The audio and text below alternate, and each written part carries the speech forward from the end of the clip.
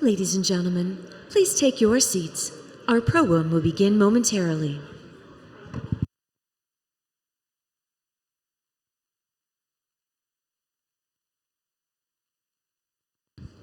Ladies and gentlemen, please welcome White House Historical Association ex officio member of the Board of Directors, Catherine Malone France.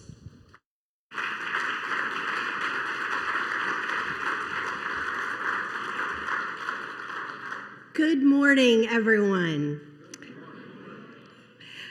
Welcome to the second day of the 2022 Presidential Sites Summit.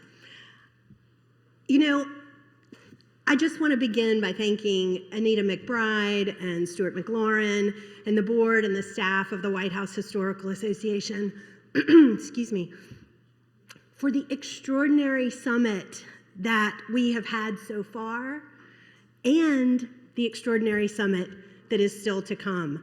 After the event last night at the Bush Library, I heard someone say, after every single session, I think they can't top that, and then they do. So, in addition to being an ex officio member of the White House Historical's Board of Directors, I am the Chief Preservation Officer at the National Trust for Historic Preservation. We own, among our portfolio of 28 historic sites, 3 presidential sites. But I am deeply honored to be here today and to serve on the board of the White House Historical Association. The association and the National Trust are intertwined in many ways. We share a common founding chairman in David Finley, and we have partnered together for many different projects and events over the years. In fact, on May the 26th, we will be partnering together again for a symposium on the presidency and historic preservation. We hope you can join us for that if you are in Washington, D.C. That event will take place at the historic Decatur House, one of our National Trust historic sites that is collaboratively stewarded and operated by the association, and home to the David M. Rubenstein National Center for White House History. Decatur House, as you may know, is the oldest private home still standing on Lafayette Square. And at different times, it has housed foreign ministers, secretaries of state, and members of Congress. It was also a site of enslavement and courageous resistance to slavery. The property includes a rare example of an urban slave quarters, almost unchanged on its exterior from its original form. This is a place where human beings were held in bondage by other human beings, and they were, as First Lady Michelle Obama said so eloquently when she visited in 2016, within shouting distance of one of the most powerful buildings on the planet, a bastion of freedom and justice for all. Now, many of the panels yesterday touched on the importance of primary sources. And I would argue that historic buildings and cultural landscapes are also primary sources with great power, just like letters and diaries. There's an objectivity to the way that places are created organically over time. Historic places tell us the truth about ourselves, especially as we continue to excavate and examine them. That process and the value of continuing to read and study historic places as primary sources is so beautifully demonstrated by the White House Historical Association in their Slavery in the President's Neighborhood initiative. Thank you to Stuart, to the board and staff of the White House Historical Association for their dedication to this incredibly important work. Working across all of our National Trust historic sites with histories of enslavement, my colleague Elon Cook-Lee has developed what's called the RISE Network. RISE is Reimagining Sites of Enslavement. This is a group meeting monthly to discuss their work in reimagining sites of enslavement, and that work is anchored in a rubric for engaging descendant communities in the interpretation of slavery at historic sites and museums. This groundbreaking rubric was developed at Montpelier another of our National Trust historic sites that's collaboratively stewarded with the Montpelier Foundation. And the rubric was developed in collaboration with and supported by funding from the African American Cultural Heritage Action Fund at the National Trust. The African American Cultural Heritage Action Fund was created at the National Trust in 2017 under the leadership of my colleague Brent Leggs, and it is the largest campaign ever focused on the preservation of Black heritage sites in the United States. The fund's grant-making, advocacy, research, and thought leadership are bringing much-needed change to the ways we understand American history and the ways we preserve historic places. I firmly believe that the work of telling our full, true history through historic places is the most important work that the National Trust has engaged in over its nearly 75-year history. Now, this important work is also being done by everyone you're going to hear from today on this extraordinary panel for the session Towards Inclusive History, Slavery and Race. This panel will explore efforts made by historic sites, museums, organizations, and individuals to tell an inclusive and comprehensive story at presidential sites. It is tremendously important that this truth-telling happens at presidential sites. This panel features presenters with extensive backgrounds in curatorial work, public programs, and interpretation who are using historic places to advance a broader understanding of race and how central this social construct was and remains to understanding our shared national past. All of their work shows us that preservation is not about holding places in stasis. What we preserve and how we preserve, what we interpret and how we interpret, is a powerful tool for advancing justice and equity. Now I have the great pleasure of introducing our moderator, Brent Leggs, who is a Senior Vice President at the National Trust and the Executive Director of the African American Cultural Heritage Action Fund. Joining him on stage are our panelists, Asantewa Bochewa, Associate Director of Collections and Exhibitions for the Smithsonian's Anacostia Community Museum, Lena Mann, historian with the White House Historical Association, Dr. Elizabeth Chu, Executive Vice President and Chief Curator at James Madison's Montpelier, and Jennifer Stacy, a member of Highlands Council of Descendant Advisors. Please join me in welcoming Brent, Asantewa, Lena, Elizabeth, and Jennifer.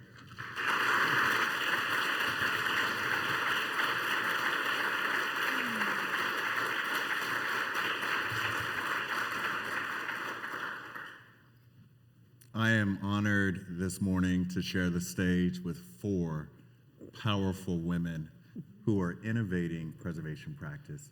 What I want to do is to share some brief opening remarks to set the stage for our conversation. In solidarity with African Americans, a multiracial coalition is marching in the footsteps of earlier generations whose vision for equality and human rights continues to inspire. Nevertheless, the preservation movement is flawed. In the not too distant past, historic sites were preserved to reinforce the white majority's narrative and to communicate idealized but unevenly realized American values. Hence, too often, the historic imprint of Black people has been rendered invisible. We at the National Trust are proud to support organizations and ideas that are revolutionizing preservation practice because historic sites that bring forward a diverse and inclusive national narrative are playing a crucial role in redefining our collective history and meaningfully expanding the preservation movement in equitable ways. This innovation in practice helps us all make amends and walk toward a new era of justice. Through new forms of partnership interpretation, and community. Presidential sites work at a critical moment, both in the trajectory of their institutions and the trajectory of history, when preservation, culture, and creative thinking are ascending as essential methodologies for repairing past injustice and shaping equitable futures. I'm sure that we all agree that we need more sophisticated strategies that model and strengthen site stewardship and asset management, interpretation and programming, descendant and public engagement, and fundraising for places imbued with a multiplicity of stories and Black history. That's why we're all here today, to exchange ideas and best practices that advance this urgent work. Our shared goal is to reimagine, redesign, and redeploy historic preservation to address the needs of cultural institutions and the assets and stories they steward. One essential piece of this work is training the present and next generation of preservationists to do the cultural and technical work needed to redress the imbalances in our field. From interpretation to management, our collective work will be devoted to explicitly lifting the profile and ensuring the preservation and interpretation of sites of enslavement representing a 250-year American legacy. We must face the fact that the history and the character of our nation is carved out of chasms of racial brutality and economic exploitation, and out of the self-determination, character, and resilience that moves our nation closer to its best self.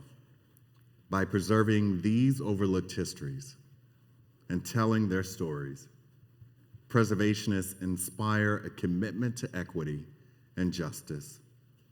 Preserving this tapestry of our shared culture, heritage, and pride is an act of racial justice and should be viewed as a civil right. We can also expand the conversation to answer bold questions. How should America scale up the interpretation of its sites of enslavement so that we never forget their meaning and harm? What's the collaborative role of the Afro-American community, descendants, civic leaders, preservationists, artists, academics, and funders to envision and manifest landscapes and buildings of understanding and reconciliation? How do we support presidential sites in their pursuits to create spaces and histories that equalize dual narratives in memory of all who toiled on these lands and who helped to birth our democracy through unimaginable sacrifice?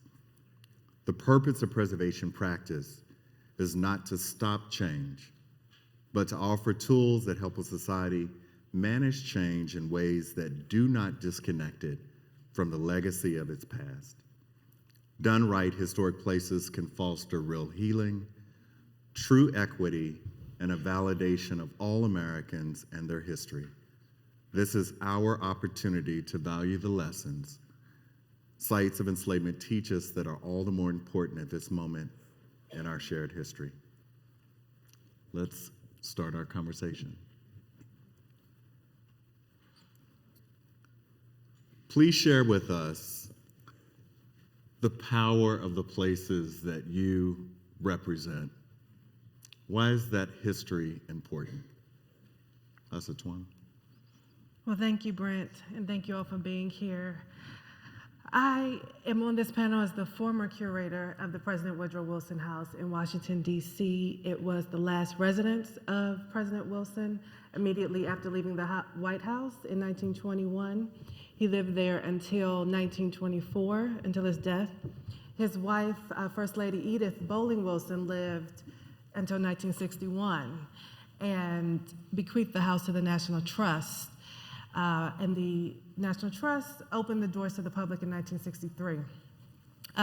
First Lady Edith Wilson's vision of that house was to be a standing legacy of Woodrow Wilson. The interpretation was very much, of course, centered, as you would imagine, on World War I, Wilson's role as an international statesman, the first in the period to hold that distinction on the world stage, and Wilson the man. Those were sort of the two pillars of interpretation there. And when you came to the house, those were the stories that were centered, right? Mm-hmm. Through the African American Cultural Heritage Action Fund of the National Trust, the focus began, of course, to tell the fuller history. So when I joined, I looked at the interpretation, I looked at what was on display that had, for the most part, remained unchanged since 1961. You know, there's been shifts of objects, small objects here and there, but as far as the experience and the subjects and topics that were covered, they have remained that way until 2008 when I joined the team there. And so I looked at it and I said, Wilson the man, but really, who are we talking about here if we're talking about telling a fuller history? The people, Wilson and the people. There were two African-American workers who labored in that house. Obviously, Wilson's home is not a site of enslavement. However, the First Lady in particular curated that house from the antebellum perspective. Glorification of the Old South was the way she was raised. Her family had lost land in the Civil War, and she came from that ideology that those times were the good old days. The two African Americans in the house were a couple. Mary Scott served as the head laborer in that house, and she and her husband traveled across Washington, D.C., which of course was segregated, to that house for nearly 30 years until they were very senior in age, and they had not been mentioned much at all. Who are these people? So that was one important thing that I thought we needed to uncover. Second was another obvious glaring legacy of Wilson's is race relations. As you all probably know, many scholars of African American history in particular refer to that period as the nadir of race relations in this country since the Civil War, meaning the worst period for African Americans, the time of the highest lynchings in the United States, unchecked. The protection of African Americans in the Jim Crow South was non-existent, persecuted for things that were guaranteed by the Constitution and, of course, the proclamation that were never fulfilled. And Wilson presided over this era. His administration, though often some will say Wilson was not the author of such policies, he certainly sanctioned them, and those in his cabinet who pushed for things like the segregation of the federal workforce, which had never been the case, the civilian service. That had not been the case prior to. There were people like Frederick Douglass and Mary Cloud Bethune and other people in all of the different agencies in Washington, D.C. who were African American and served. With the Wilson administration, things like submitting photographs of yourself with your application became a requirement to determine and weed out who was African American. Separation of white women, for example, and African American men. Getting rid of supervisors in the government who were African American. These kind of intrinsic things happened under that administration. So exploring what are the effects of that. And then lastly, bringing in the people who contributed to society at this time who are African American. Though this is the nadir, this is also of race relations. This is also a time of great cultural expansion coming from the African American community. The popularization of jazz, thanks to the World War I soldiers who went to Europe to serve, not in combat, but they served and they did their duty and were honored by France before they were acknowledged by President Obama in our government. So, though there's this deep time of pain and suffering, there's significance, there's achievement, there's culture, the Harlem Renaissance. So we wanted to explore those kinds of stories alongside that this is not only a story of oppression, but it's of resilience, it's of celebration. It's evidence, I think, of the most, the deepest manifestation of what it means to be an American, to continue to believe and to fight for and participate in a system that has historically denied you and continue to deny you violently and legally. So that's the framework in which I stepped into the House with and the mindset, and those are what guided the kinds of programs and outreach that we tried to do. Well, they were lucky to have your leadership. Thank you. Yeah. So I am a historian at the White House Historical Association, and I help out with an initiative called Slavery in the President's Neighborhood, very near and dear to my heart. The way that this got started for us is in 2016. First Lady Michelle Obama spoke at the DNC convention, where she famously said, "I wake up every morning in a house that was built by slaves." And in fact, enslaved people were essential to the construction of the White House, from the quarrying of the stone to the making of bricks, and then to the physical construction of the roof and walls. Enslaved people worked alongside white wage laborers and skilled craftsmen from Europe, and they were essential to that White House construction. And then it didn't stop there. John Adams moves into the White House in 1800. However, we have not found evidence of him using enslaved labor in the home. It is still a possibility. But then Thomas Jefferson, when he comes just a few months later, then slavery becomes embedded in the White House as well.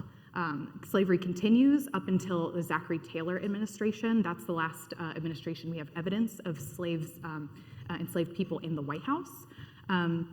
But it's also important to note there are 9 presidents that used enslaved labor at the White House. And the names on that list are a little bit surprising. One of the most surprising names is John Quincy Adams. John Quincy Adams, in his later career in the House of Representatives, was a staunch anti-slavery advocate. However, slavery did touch his family, and while living in the White House, although he did not own enslaved people, he did have a niece and nephew that had enslaved people that they brought to live in the White House. So very surprising people you might not think of.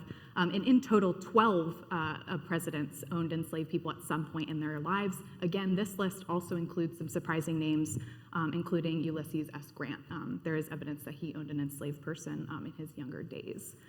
So really, as the White House is the people's house, and I think it's really important to see that every American sees their stories reflected in the White House.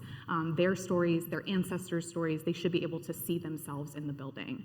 That speech by Michelle Obama caused a lot of people to head our way to look for more information about slavery in the White House. And we really didn't have a lot of that information available at the time.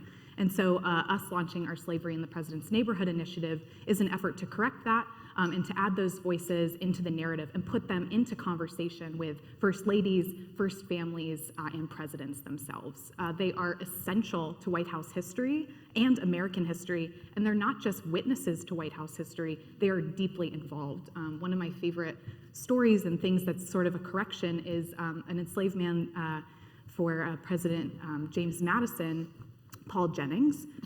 He wrote the first White House memoir. It's a pretty remarkable read, and in it, he actually corrects a very popular myth. There's this very popular story that Dolly Madison, when the British come to burn the White House in 1814, that she single-handedly cuts the Gilbert Stuart portrait of George Washington from the frame, wraps it up, carries it to safety herself. That is the narrative that was percolating, and I still hear it today. And Paul Jennings specifically corrects that in his narrative and says, well, she did order the painting to be saved, but it is, White House staff and enslaved people that were the ones that saved that painting. So I think it's really, really important to place those people in conversation with American history, and those stories really have been undertold. Through this initiative, it lives on our website primarily. It consists of a lot of research articles. Myself and my team spent a year and a half doing research, and then we worked with a web design team to turn it into an interactive timeline. So the timeline features a lot of articles and a lot of research, and there's sort of 3 main types of articles that we have. First are general pieces, overviews about slavery and race in America. Others are specifically about presidential households, so like one for Thomas Jefferson, one for James Madison, et cetera. Those help guide the timeline. And then finally, what's most important to me, the stories of the individuals. So we've been able to tell these really incredible stories through, another person that I really enjoy is a woman named Alethea Browning Tanner. She's very inspiring to me. She may have worked in the White House. I found a little bit of evidence for that. It's not confirmed. But she did sell vegetables in a stand in Lafayette Park right across the street. There's rumors that Jefferson visited that stand, and her owner allowed her to do so. She ends up saving her money at that stand, and in 1810 purchases her own freedom for $1,400. And then she goes on to purchase many, many other members of her family into freedom, and she establishes herself in the thriving free Black community in Washington, D.C. And then she eventually even buys a home within really close to the White House. And so that's why we call it slavery in the president's neighborhood. These individuals are part of the president's community. They live in the neighborhood. They live just a stone's throw from the White House, and they are essential to the history of the United States. Elizabeth. Well, thanks for that great setup. Yeah. Tina. So I am from James Madison's Montpelier, which is a 2,700-acre site currently in Orange, Virginia. It was the home of 3 generations of the family of President James Madison, and where over those 3 generations, the family held in bondage approximately 300 men, women, and children. So it was the site where President Madison studied, thought, prepared for the Constitutional Convention, the creation of the Constitution, and ultimately the Bill of Rights, and where he was a lifelong slaveholder whose entire income and status derived from the labor of people he held in bondage, and he never freed a single one of them. So we've been open to the public since 1987, and we've been a co-stewardship site of the National Trust since 2000. And we are committed to what we call telling whole truth history. And we've been enormously privileged over the last 20 plus years to do this work in partnership with the community of descendants of people who were enslaved at Montpelier, and they've been our colleagues and our partners since the later 1990s. We've really achieved wonderful interpretive successes with their partnership. And one wonderful outcome of this partnership, as Catherine said at the beginning, was the creation of the rubric of best practices for descendant engagement, the interpretation of slavery at historic sites, which many people in the field have told us has been very important in their work. In addition to interpreting the institution of slavery, we also are able to continue the story of African American history, or say American history, in that we also have on our property the small farm of a freedman's family, the family of George and Polly Gilmore, who were emancipated from Montpelier and then able to acquire property right across the road from our front gate, where we interpret Reconstruction. And then we also have a Jim Crow era train depot built by William DuPont, whose family owned Montpelier from 1901 to 1983. So we interpret the Jim Crow era in that space. So we talk about the entire arc of African American citizenship. And 2 major landmarks have come since the rubric was created in 2018. In 2019, the community of descendants organized and became a separate 501c3 nonprofit organization called the Montpelier Descendant Committee. And then just this past June, the Montpelier Foundation Board voted to create a relationship of parity with the Montpelier Descendant Committee, so that the organization of the descendants of the enslaved and the organization that operates Montpelier will run the site in sharing power and authority. And since that historic vote in June, there's been difficulty in moving forward in the negotiations between the 2 boards, just demonstrating how difficult this work is and remains, but how critically important it is to the future of sites like ours. And Jennifer. Good morning, glad to be here. I'm a descendant of James Monroe's Highland, and I sit on the advisory council, and where we actually share authority with the site. So it is a real thing, and I grew up in an area of outside of Charlottesville. That's probably about, I'd say, 5 miles from Highland, probably 10 miles from Monticello, and maybe 20 from Montpelier. So, and that's where my family's been for as long as I can remember, my mother's family. Her maiden name is Monroe. And I remember as a child going past what was then Ash Lawn and looking at the sign and seeing the name Monroe and thinking, my grandfather's name is Monroe, so must be some connection, but I really didn't take it any further. I just automatically assumed it was tied to slavery. But we really didn't talk about it in my family. And so we really didn't have any engagement with Ash Lawn, probably during my childhood. About maybe 5 or more years ago, it's probably been a little more than that.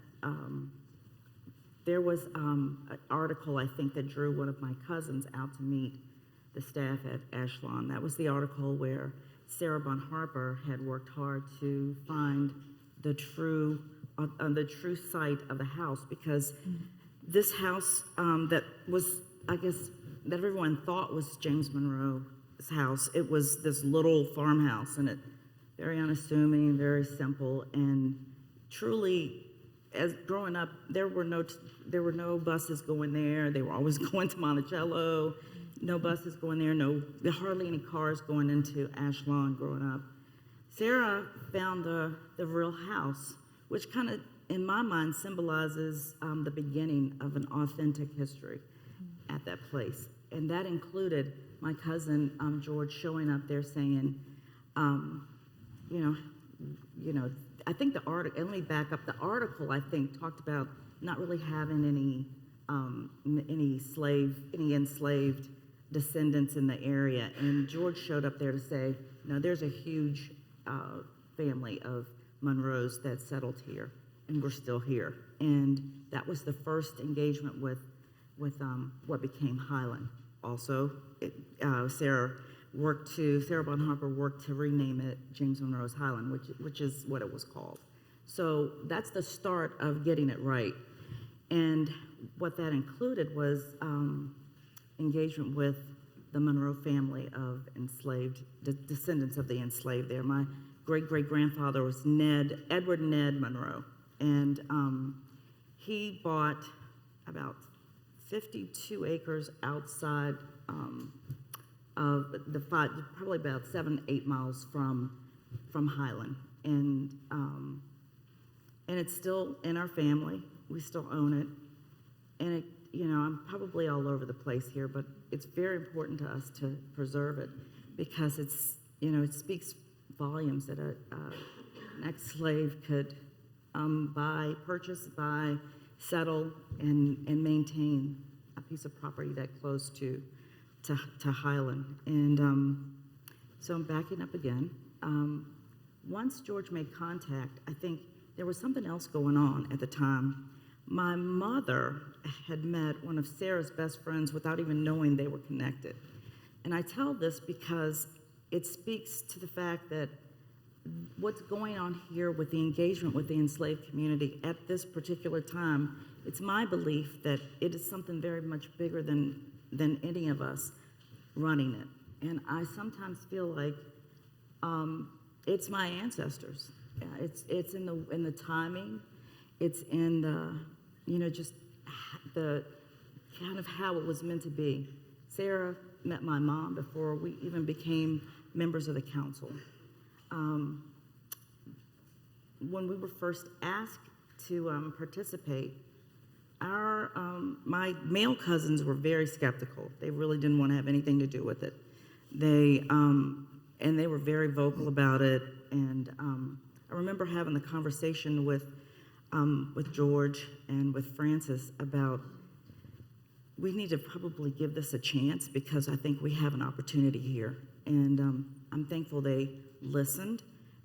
There was not this immediate trust. It was a moment of building trust. And for me, I remember meeting Sarah for the first time, and we talked about her work at Monticello.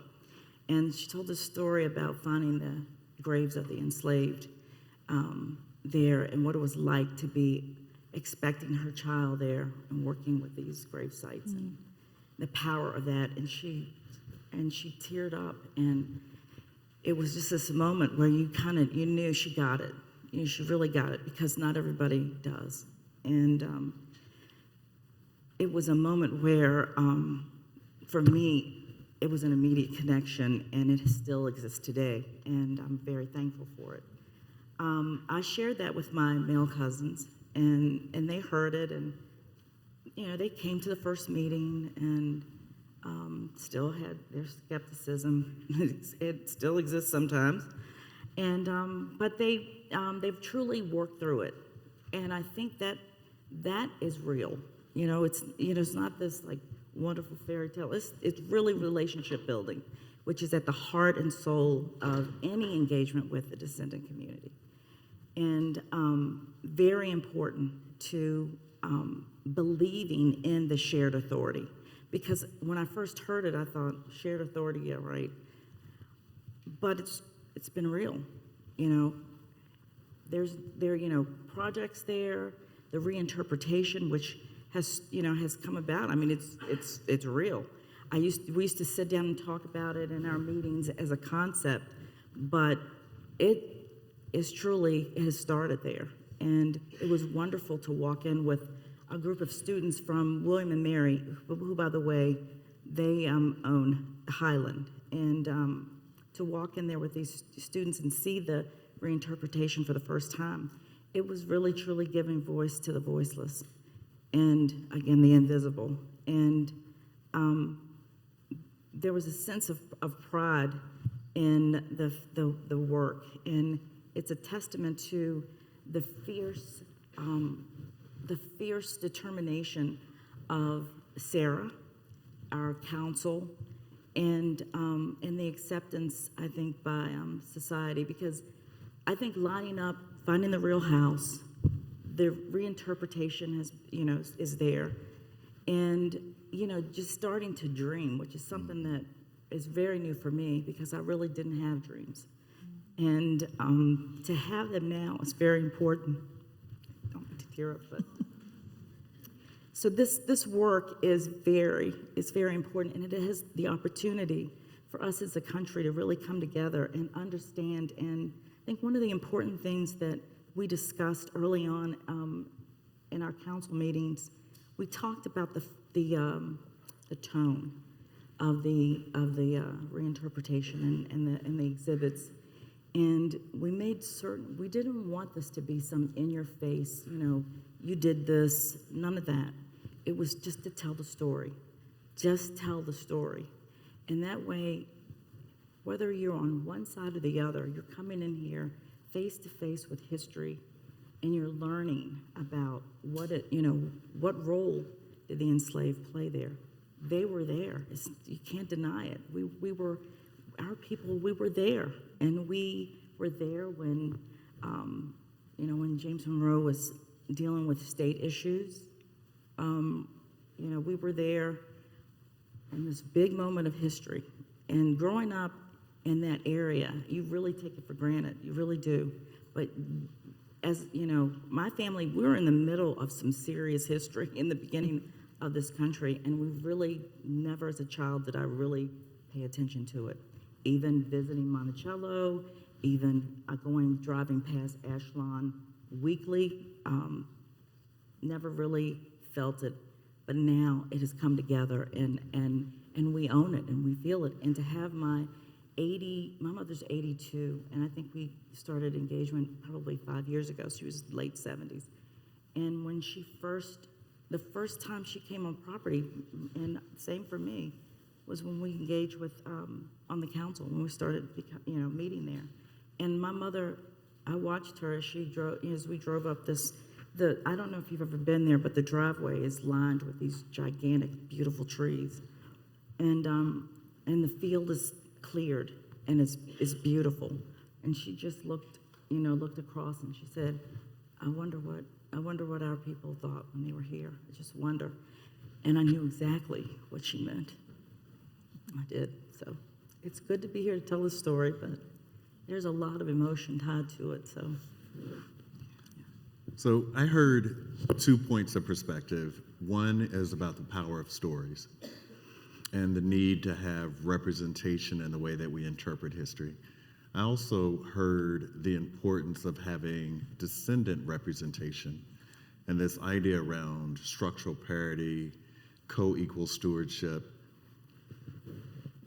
What are some lessons learned in the engagement of descendants or an equitable interpretation of slavery history? Because some of the work is fairly new, 5 years. Montpelier really has been at the forefront of innovating preservation practice related to descendant engagement for 2+ decades. I mean, that is remarkable and commendable.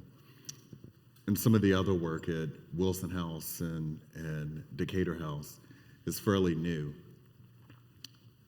What would you share with this audience that's looking to expand their interpretation or increase their engagement with descendants?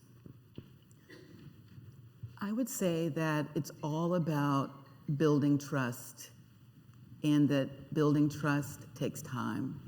So it's a process, it's not an event. It takes a long time. And I wasn't at Montpelier 22 years ago when it started, but Montpelier was extremely fortunate that the local descendant community came to the Montpelier staff. When the Montpelier staff archaeologists announced that they had found the site of the cemetery of the enslaved, and the descendants came and asked if they could organize a ceremony to honor the ancestors. And that was the beginning of the relationship and the beginning of the trust building. And that was in the late 1990s. And the community has grown from people in Orange County, Virginia, to people around the world through networking and research and talking and spending time together and becoming friends and colleagues, and then doing work together that is so much more truthful and authentic than we as white museum professionals can do alone. And it has given our interpretation and our exhibitions and richness and an authenticity and a truth. And visitors come and see the faces, hear the voices, hear the stories of present day Americans talking about their family stories and putting those stories next to the stories of James and Dolly Madison and seeing that they all are a critical part of the tapestry of our history. And I think it's the trust building, it's the working, it's the staff and descendants working together and building something really important. Mm-hmm. And you have to give it time. Mm-hmm. I would echo the time thing. I think for us coming in just recently within the past 5 years, I think we've had to start doing that trust building. And the main way we've done that is to do the research first. So we spent a lot of time internally doing the research ourselves, writing these articles, putting them out, and we launched our initiative in February of 2020, just weeks before COVID-19 pandemic. So that was sort of our first step, like putting out the information. And now we're moving into a second phase that I hope will pick up again as we start to more normalize. We want to do more community outreach. We want to engage more with descendants. Right now we have a genealogist that is working to trace some of the individuals that built the White House, see if we can find descendants of them. And also, we plan to collaborate more with other sites in the future. But that trust is really important. And I personally and my colleagues felt we couldn't move forward with contacting, descendants until we had done the work and grounded ourselves in it ourselves. So that's where we've started. There's a lot more to do. I always say this work is just the beginning. It will keep going, and time is essential. I hope we'll continue to build relationships and build trust. And also, I will say we did a really cool project last year. We sort of honed in on Decatur House, since that is our headquarters, and we co-steward the property with the National Trust. And we wanted to really interpret that slave quarters better, provide more humanity to the people that lived there, and tell their stories. And one of the ways that we've done that is we formed an advisory council We brought on a historical archaeologist, we brought on a curator, and then we brought on a man named Steve Hammond, who is descended from a woman named Nancy Syphax, who lived in Decatur House. And he was absolutely a wonderful resource. And we ended up making these beautiful silhouettes for Decatur House that represent 3 people: Charlotte Dupuy, James Williams, and Nancy Syphax. And we worked specifically with Steve to create the image of his great-great-great-great-grandmother, and that was really, really special. So I hope to continue to do a lot more projects like that moving forward and making those connections. And I'll lastly say, obviously, as a site that's not a slavery site, nor were the Scotts, the domestic workers who worked for the Wilsons, enslaved people, of course. We don't know yet their genealogy of their history. We know they come from Virginia, but we don't know the details about their enslaved people. But I will credit the former curator prior to me, John Powell, did a lot of research and outreach to the descendants of the Scotts to get family photos, to understand things like the bill of sale for their first house, the note that she wrote to Mrs. Wilson thanking her for employment and being able to afford a house in Washington, D.C.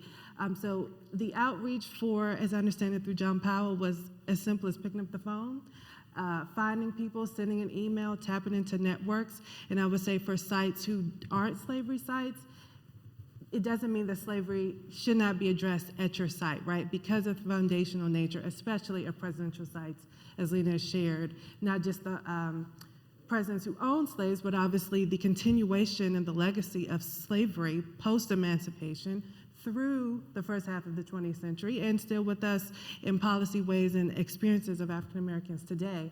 It's relevant to everyone. And I think humanizing, hearing from descendants, but humanizing the story. We don't treat humanity and other stories of suffering in our history with the distance that we unfortunately do with slavery in America. It's all of our stories. Mm-hmm. African American history is American history. I used to have a professor at Morgan State who would say the boardrooms of America have always been segregated, but not the bedrooms, if you will. And that is a direct correlation to obviously real trauma and violence, but also to the integrity of humans. Shared experiences. We've been here together, and it's our responsibility to tell everyone's story and understand how that's foundational to America, not only as an indictment, but as a reminder of that, we know we can do better because we come through that. We know that we can do anything. We had a picture blown up of Mary Scott at Wilson House and placed on the servant stairs because there was no visual representation of the house of African Americans at all, and the importance of just seeing, right? And I would touch her stairs, touch her picture. It was a reproduction for any collections folks in the audience. I would touch her in the morning because the servant stairs, for anyone who's ever toured, are a real beast, especially in Washington, D.C. heat, when the elevator in the house is broken. And I would touch her picture and say, if this woman in 1920 could get on a streetcar every day and work in this house with no air conditioning, and nonetheless in a segregated Washington, D.C., for a first lady who believed that she was the best of the old-time Virginia Negro stock, which meant she knew her place. She spoke well of her. Mrs. Wilson used very wonderful language, but her mentality was very much in the 1800s. I will say she differed from Wilson in that. And one of the scholars we work with at Wilson House to expand African American stories said, actually Edith is the one that needs a little more exploration if you want to delve into really the social implications of race and how that is really insidious in mentality and in culture. You know, unfortunately, that's where she operated from, while at the same time being a part of the progressive era, one of the first women to drive in Washington, D.C. You know, there's these contradictions, these paradoxes, these very complicated, interesting stories, and I believe when we approach it from that, rather than a scary place of I don't want to talk about that, I don't want to offend, or I don't want to hurt. I can't go that as a black person, a descendant of enslaved people, of which I am as well. I don't want to go there, but we have to. Our ancestors did it, not just mine, the slaveholders and the enslaved. Together, live that. And so what are we going to do? how are we going to approach that to move our children and ourselves forward? So let's expand on that, this idea of balancing public memory. Actually, yeah, I'm sorry. Yeah. No, go ahead. Yep, I was just going to say, because I'm really inspired in the way that you told the story connected to your mother and the way that she, in essence, is reclaiming her connection to her ancestral homeland. And this idea of balancing public memory, which we all know that slavery is rooted in a racial violence and a painful past. But we also know that there are overlooked stories of Black resilience and protests and entrepreneurship and even romantic life and love. How do we make sure that we are interpreting the fullness of the enslaved workers' story at historic sites? I think it's challenging. It is challenging, and I think that there are a couple things that kind of happened with during the 5 years of the process, because it is a process. And I think that one thing that comes to mind is the most recent challenges with dealing with the new generation during the George Floyd protest, because it just kind of brought up a lot of emotions and need for expression that can easily go awry fast.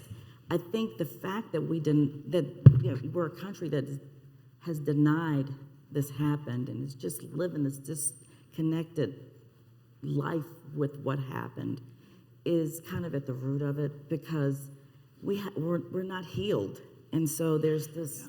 It's just it plays out in very interesting ways. So that's one thing. The business during the 2020, I think, and it's hard to express, but I think we ran into it because, and Highland was almost defunded behind this, because the students found out that that they were paying to upkeep Highland, and so at the root of the challenge, I think, is funding, because you have these big dreams about what you want to do, and you may be on course, but then something happens in society to make everything stop, and you're suddenly faced with, how are we going to make these dreams come true if there's no funding? And William and Mary, they were in a position where they backed the students, and they did not back the work at Highland. And so to stay on course and believe as a descendant group and trust William and Mary, it's been a challenge. And so these stories need to be told.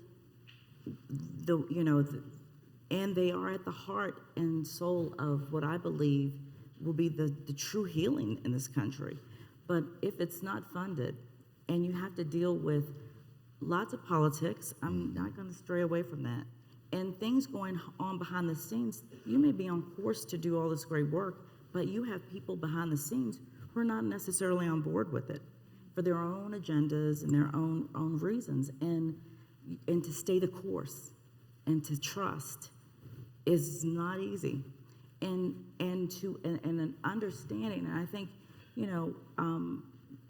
I think there's great opportunity for, and I will speak about Highland, to be this wonderful beacon of so much healing, and but if you cannot get the establishment that owns it to fully understand that it takes funding to do it, and if they're not willing to fund it, those dreams go, the opportunity goes. This wonderful piece of property that sits in the middle of Albemarle County, and is starting to become something that the entire community can enjoy, learn about, and our hopes are for it to sustain itself and to actually give back to the community in many, many ways. If we don't have the start, we will not have the finish. And so that's a big challenge. And also dealing with the new generation, because their thoughts about history, I think we heard about it during the first panel yesterday. That's real. And they really have a very interesting way of looking at things. And I think before the pandemic hit, we were sitting around in one of our meetings discussing how can we get the next generation engaged, because my mother's in her 80s, we have other cousins in their 80s as well, and I'm in my late 50s. We have to get the next generation in place and on board. And then the pandemic hits, and then George Floyd is murdered, and then the protest, and then we have this one student that decided that she needed to have a petition to defund Highland because James Monroe had owned slaves. Is complex. You cannot take this out of context. One of the things that story that I tell is there's there was research done, and the historians uncovered the fact that there were 5 families sold from James Monroe to a gentleman in he was moving to Casabianca, Florida. And I often tell that story because it symbolizes the complexity of slavery. While he owned slaves and the horribleness of owning other human beings, selling them in families was just unheard of. I mean, it was just, and in that story is someone trying to get it right, as twisted as it is. I mean, but it speaks to the fact that it is complex and that there's so much there. And no, you don't glorify him, but at the same time, you have to put the life in context. And to tear down statues on the campus because he owned slaves, no. Highland is real. There was no, the students did not know that we were engaged, the descendants were engaged and we were doing this work. So, and some of that is quietly doing the work, just getting it done. And so putting the word out there is important. Engaging with the next generation to kind of lead them and help them understand you have good intentions, but you have to have the whole story before you go off and do things. And I don't want to take up all the time, but No, but I think what you just shared is really powerful, and I will come back to everybody around BLM, Black Lives Matter movement, and protest of 2020. But it sounds like in order to inspire the next generation of advocates or activists, they need to fully understand that preservation is a tool for social justice. yes. And they need to visibly see diverse representation in helping to reimagine these historic sites. Yes. And out of that came some good. We were able to engage with a part of the William and Mary, and I'll just leave it at that. They've changed their name, so that are students that wanted to know the full story, and so we have actually have a relationship with the student group, and they are wanting to help do more. So out of conflict can come good things, and I do want that message to get across. So our hopes for engaging the next generation came about faster than we thought it would. So you speak it and it happens. Well, I remember during the protest that an unnamed protester would spray paint on the side of the Decatur House these words: "Why do we have to keep telling you Black Lives Matter?" And in many ways, that has become the inspiration for the work of the Action Fund, is to respond to what is both a statement and a question. How did that inspire some of your work at the Decatur House? Yeah, I mean, Decatur House was very central to all of the Black Lives Matter protests that went on in the summer of 2020. It's located right in Lafayette Park, where a lot of those protests occurred.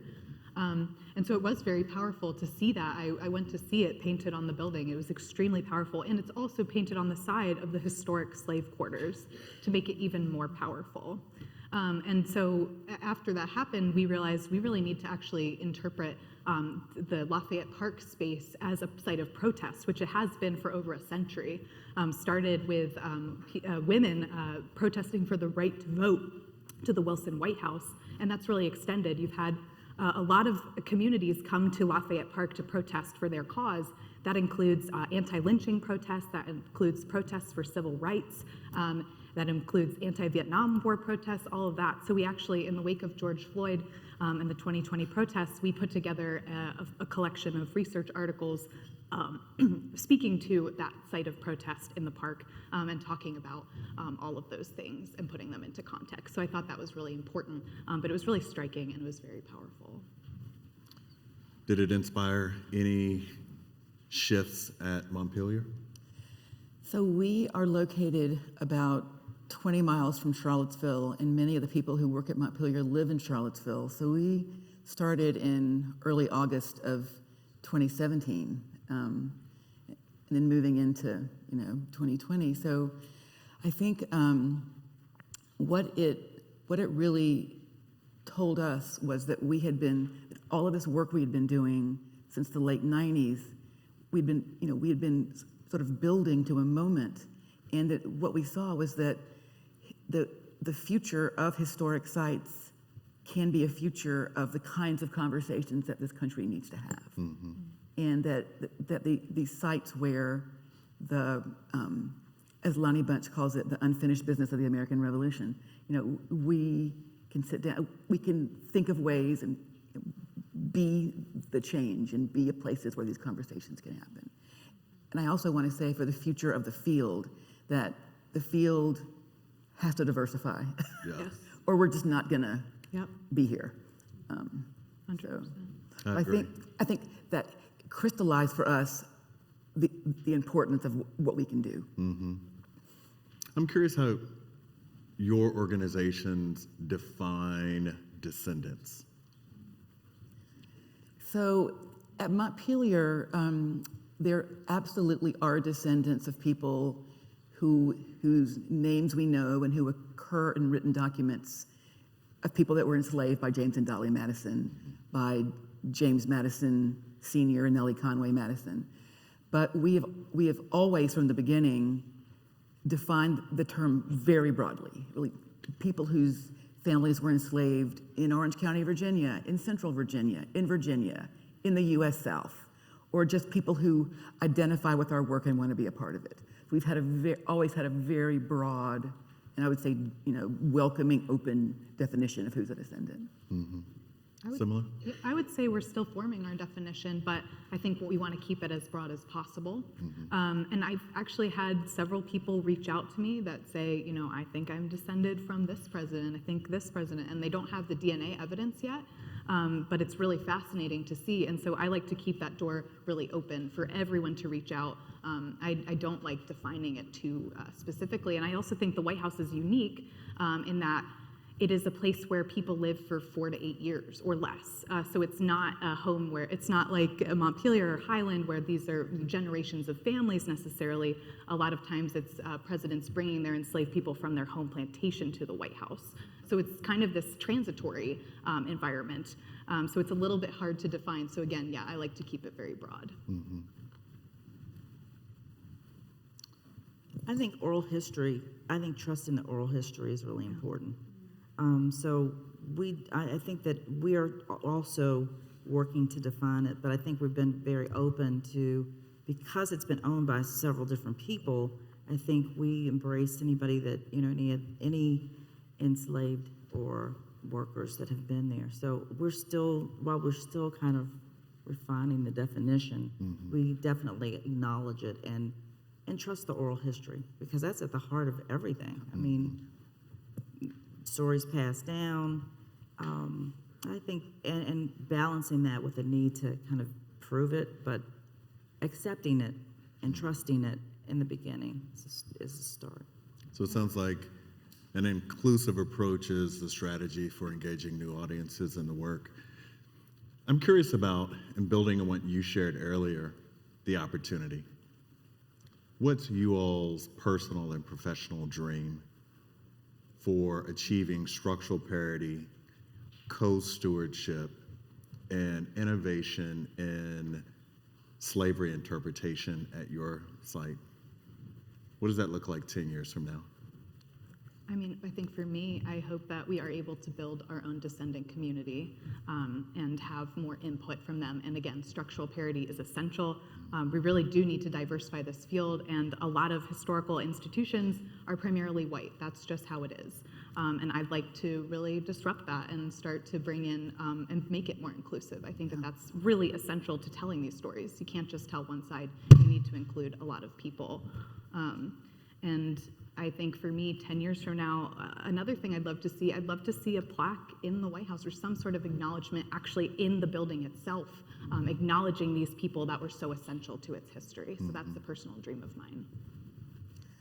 I hope to see the rubric that we created with many, many other people in 2018 being put into practice really, really widely in the field, and to have many sites, not just sites of enslavement, but sites of working towards this achievement and practice of structural parity.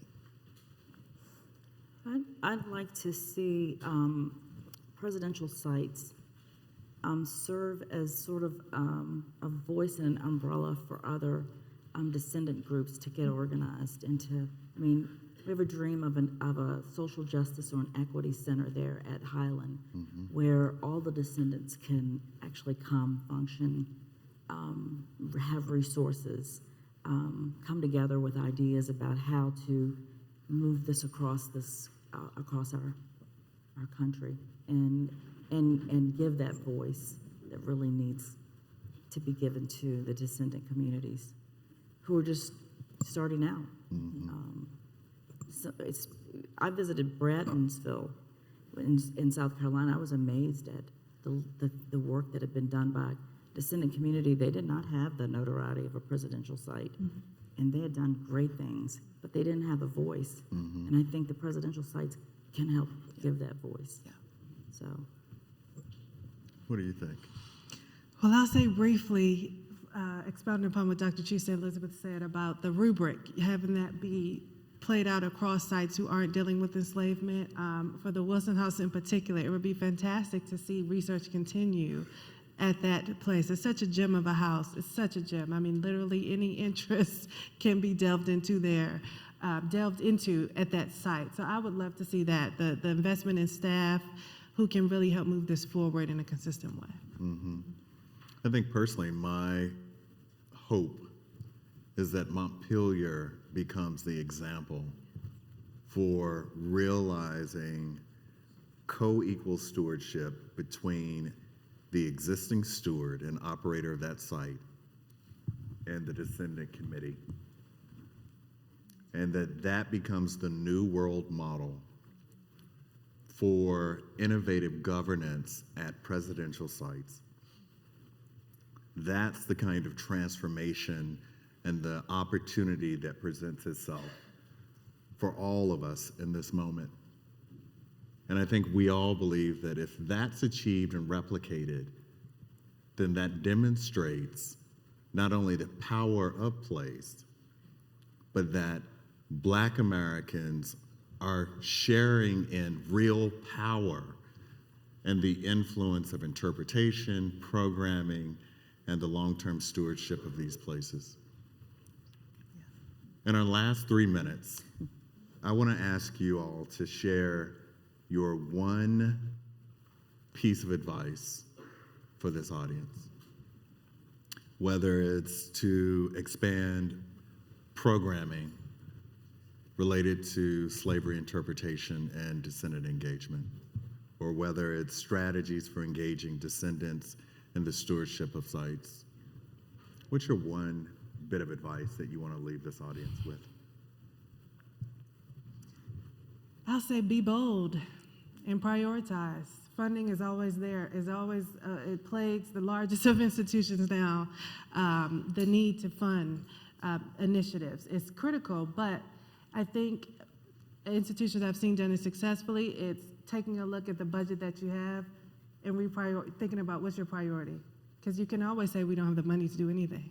That is always can be there, even if your budget is multi-millions. I don't know of any billion-dollar sites, but if you have a large budget, it's about prioritization. That's what I would say. I would say that my best piece of advice is to talk about it, to be open about it. I think there's often a fear that people don't want to hear it, or they're not ready to hear it. But in my experience, every time I've talked about our initiative, every time I've talked to a younger audience of students, of younger people, they've been so receptive. They are eager. They really want this information. And I think that there's a sense with a lot of people that it's been hidden from them. And so I think that it's just really important to keep talking about it. They are ready to hear it. Everybody is ready to engage in this conversation. I would say be bold, be brave. If you get pushback, meet someone where they are and keep talking and keep talking. And to make sure that descendant engagement is happening at every level of your organization as early as possible. Everything they said, and trust the process. Yeah. Because Yes. it really is a process. And no matter what you do to try to deter it, to try to get in the way of it, it's really something bigger than you and I moving this. And you just need to understand it and be open to it. And the process takes time. I want to leave you all with words from Walter Hood and his recent book called Black Landscapes Matters, where he writes in the afterword, people should see that they themselves and landscapes have multiplicities, should be moving through space that constantly reminds us that women are equal, that we owe responsibility to natives who were here beforehand, that Black hands built our landscape. Having landscapes with multiplicities forces us not to reconcile, to see that maybe all these forces are irreconcilable, and that is okay. Thank you all for sharing your wisdom and inspiration with us.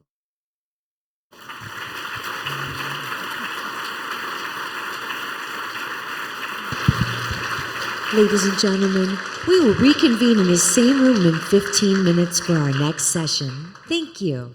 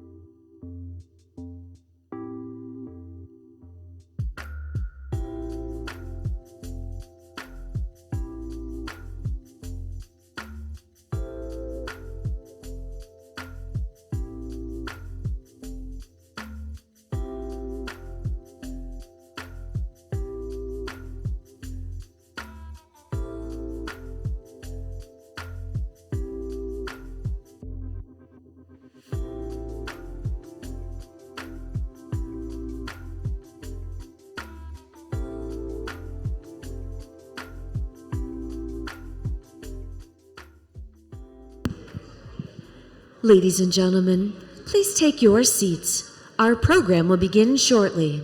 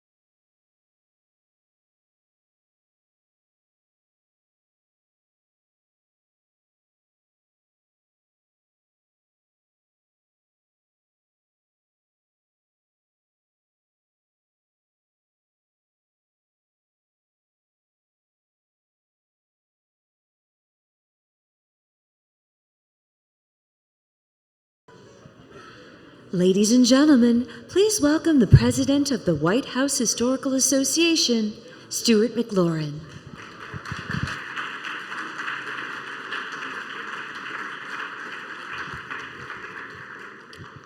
Good morning, everyone. As we begin this next panel, I want to take a moment and reflect on something that has been certainly on every television screen, every radio program, every online news handheld screen, and that's the matter that is engulfing the world's focus right now in Ukraine.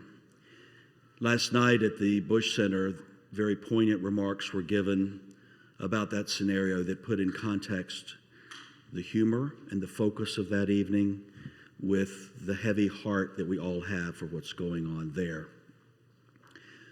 The theme of this panel, I think, is even more appropriate to pause and reflect on our heavy hearts, the loss of life, the grief, the horror beyond our own comprehension. And I think as we are gathered here focusing on very important work, that scenario should never be far from our thoughts and our prayers. So I thought this session would be the appropriate time to raise that and begin this second morning session. Back in our country, as many of you know, the most divisive, perhaps one of the most divisive elections in our nation's history was the election of 1800. President John Adams ultimately lost to Vice President Thomas Jefferson. And while the transfer of power was ultimately peaceful, Adams did forego his successor's inauguration. I think that's also happened another time or two, but I won't bring that up.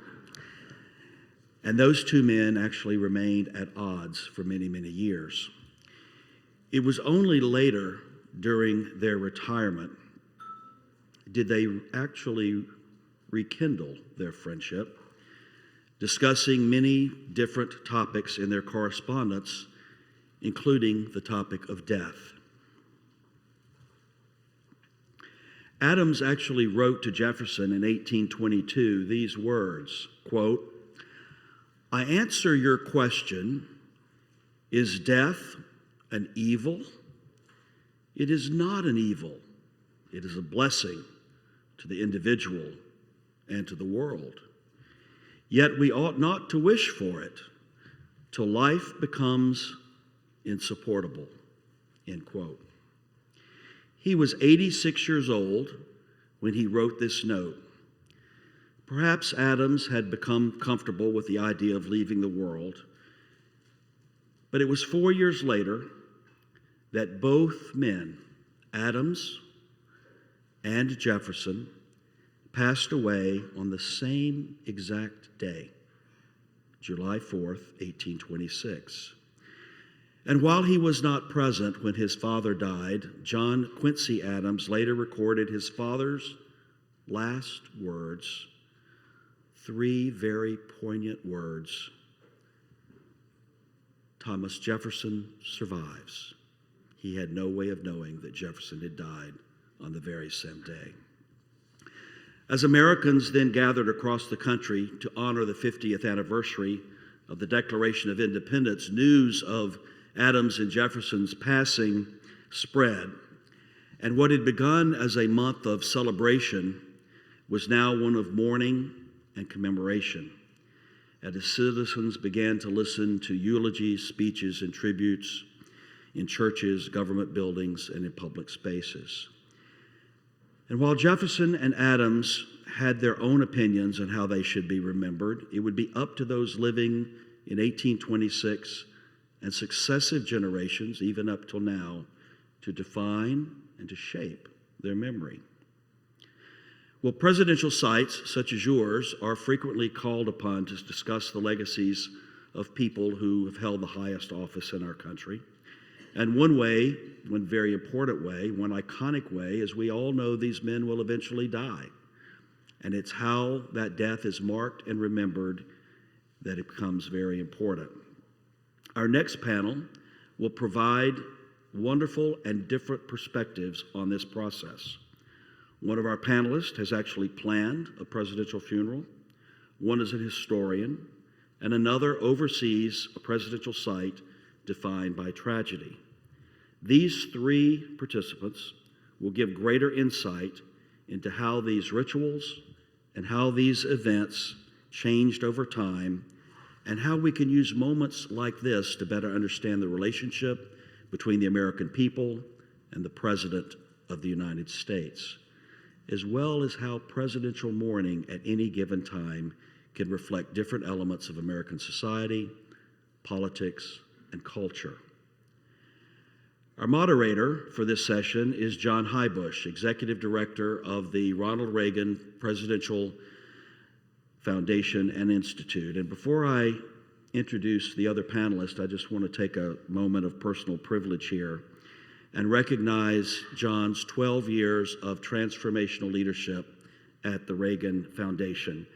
I had the privilege of working for and with John for several years in planning the Reagan Centennial, and he was a great friend, a great leader, and certainly has been extraordinary in transforming the work of the Reagan Foundation and preserving and continuing to advance the legacy of our 40th President of the United States. So congratulations, John, for your great achievement.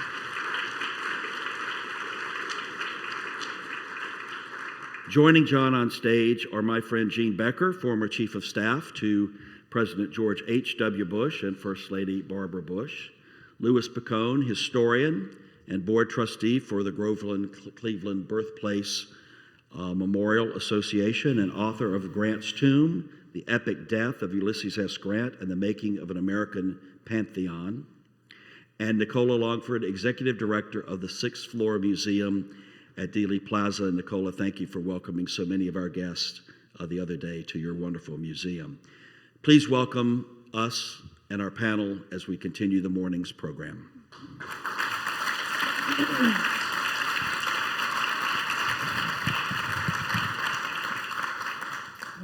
Well, thank you so much, Stuart. As Stuart mentioned, he and I have had the chance to work here in the past, both at the Red Cross, and Stuart was just an absolutely remarkable head of the Reagan Centennial in 2011. He has saved me from one disaster or another, whether at the Red Cross or at the Reagan Library. Wonderful to be with you all this morning. I had a little trepidation when Stuart told me that what he wanted me to discuss with our panelists is death and destruction and tragedy, and I thought, okay, this will be quite a challenge. But when I saw who our panelists were that you'll be hearing from this morning, it's really I think you're going to learn a lot, and you'll find this to be a real pleasure, even though the subject is a difficult subject for all Americans, and you'll learn more about that in just a moment. I did a little bit of homework. I'm not a good mathematician, but I delved into some of the documents that the White House Historical Association pulled together on this very topic of presidential funerals, assassinations, mourning, and the like.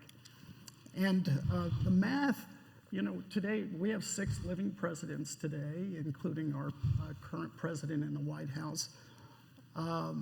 32 have died outside of the White House of various natural causes. 8 presidents have died while in office. 4 of those assassinated. Now, as you can imagine, depending on the circumstances, very, very different situations with respect to America in mourning, depending on the particular president. These experts have studied just about every one of them. So when we get to the Q&A portion, have your questions ready. I think we know today Americans are having quite a lot of difficulty unifying, coming together on just about anything. But when you experience, when you plan, when you study the death of a United States president, we find that it's some of these very rare moments where Americans actually come together as a people to mourn. Whether it be the incredible shock of an assassination of a president or the natural passing of a president, the mourning is there. I read in one of the papers that talked about how there's, the quote is, no greater shock for the country than the passing of a president. And I remember that, for example, I'm probably one of the elder statesmen here today.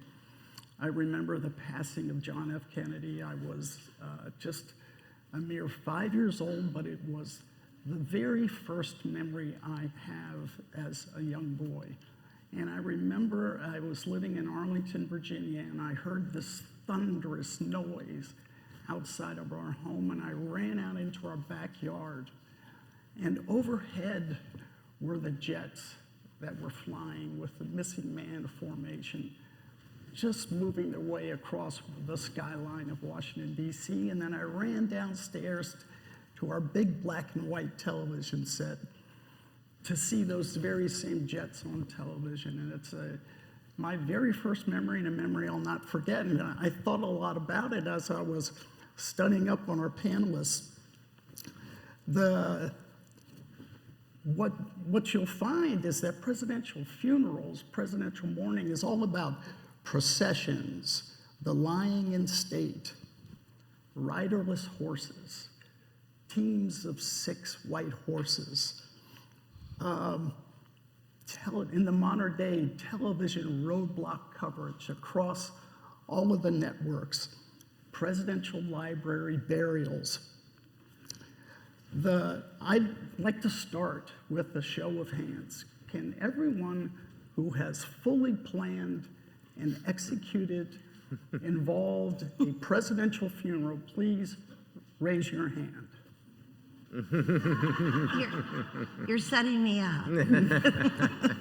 I am. Now, everyone who has been to a presidential funeral, one of the events, or has watched one on TV, raise your hand. Okay, there's a lot more of the second than the first. So I'd like us to start off by talking with someone who has done it all, Jean Becker. Jean, take us behind the scenes of what it is like to plan and involve yourself in a full-blown modern-day presidential funeral. It's complete chaos. And what you see on TV, I hope, looked really organized and very together. It's chaos. And it's a process that goes on for years and years. And I decided the best way to answer your question, I'm not here to promote my book, but my editor would want me to show this. The last chapter is called The Long Journey Home. And I'm just going to read something I put in the book, talking about planning the funeral. This is before President Bush died. One day in Maine, when I had worked all day on the funeral, I came home to house guests who were ready to do something fun for the evening. I was exhausted and a little frustrated at some of the problems I knew I had to solve. All I wanted to do was drink a bottle of wine and collapse. One of my friends was not amused, and with a major attitude, she said, "I don't understand what the big deal is. You've been planning this funeral for years.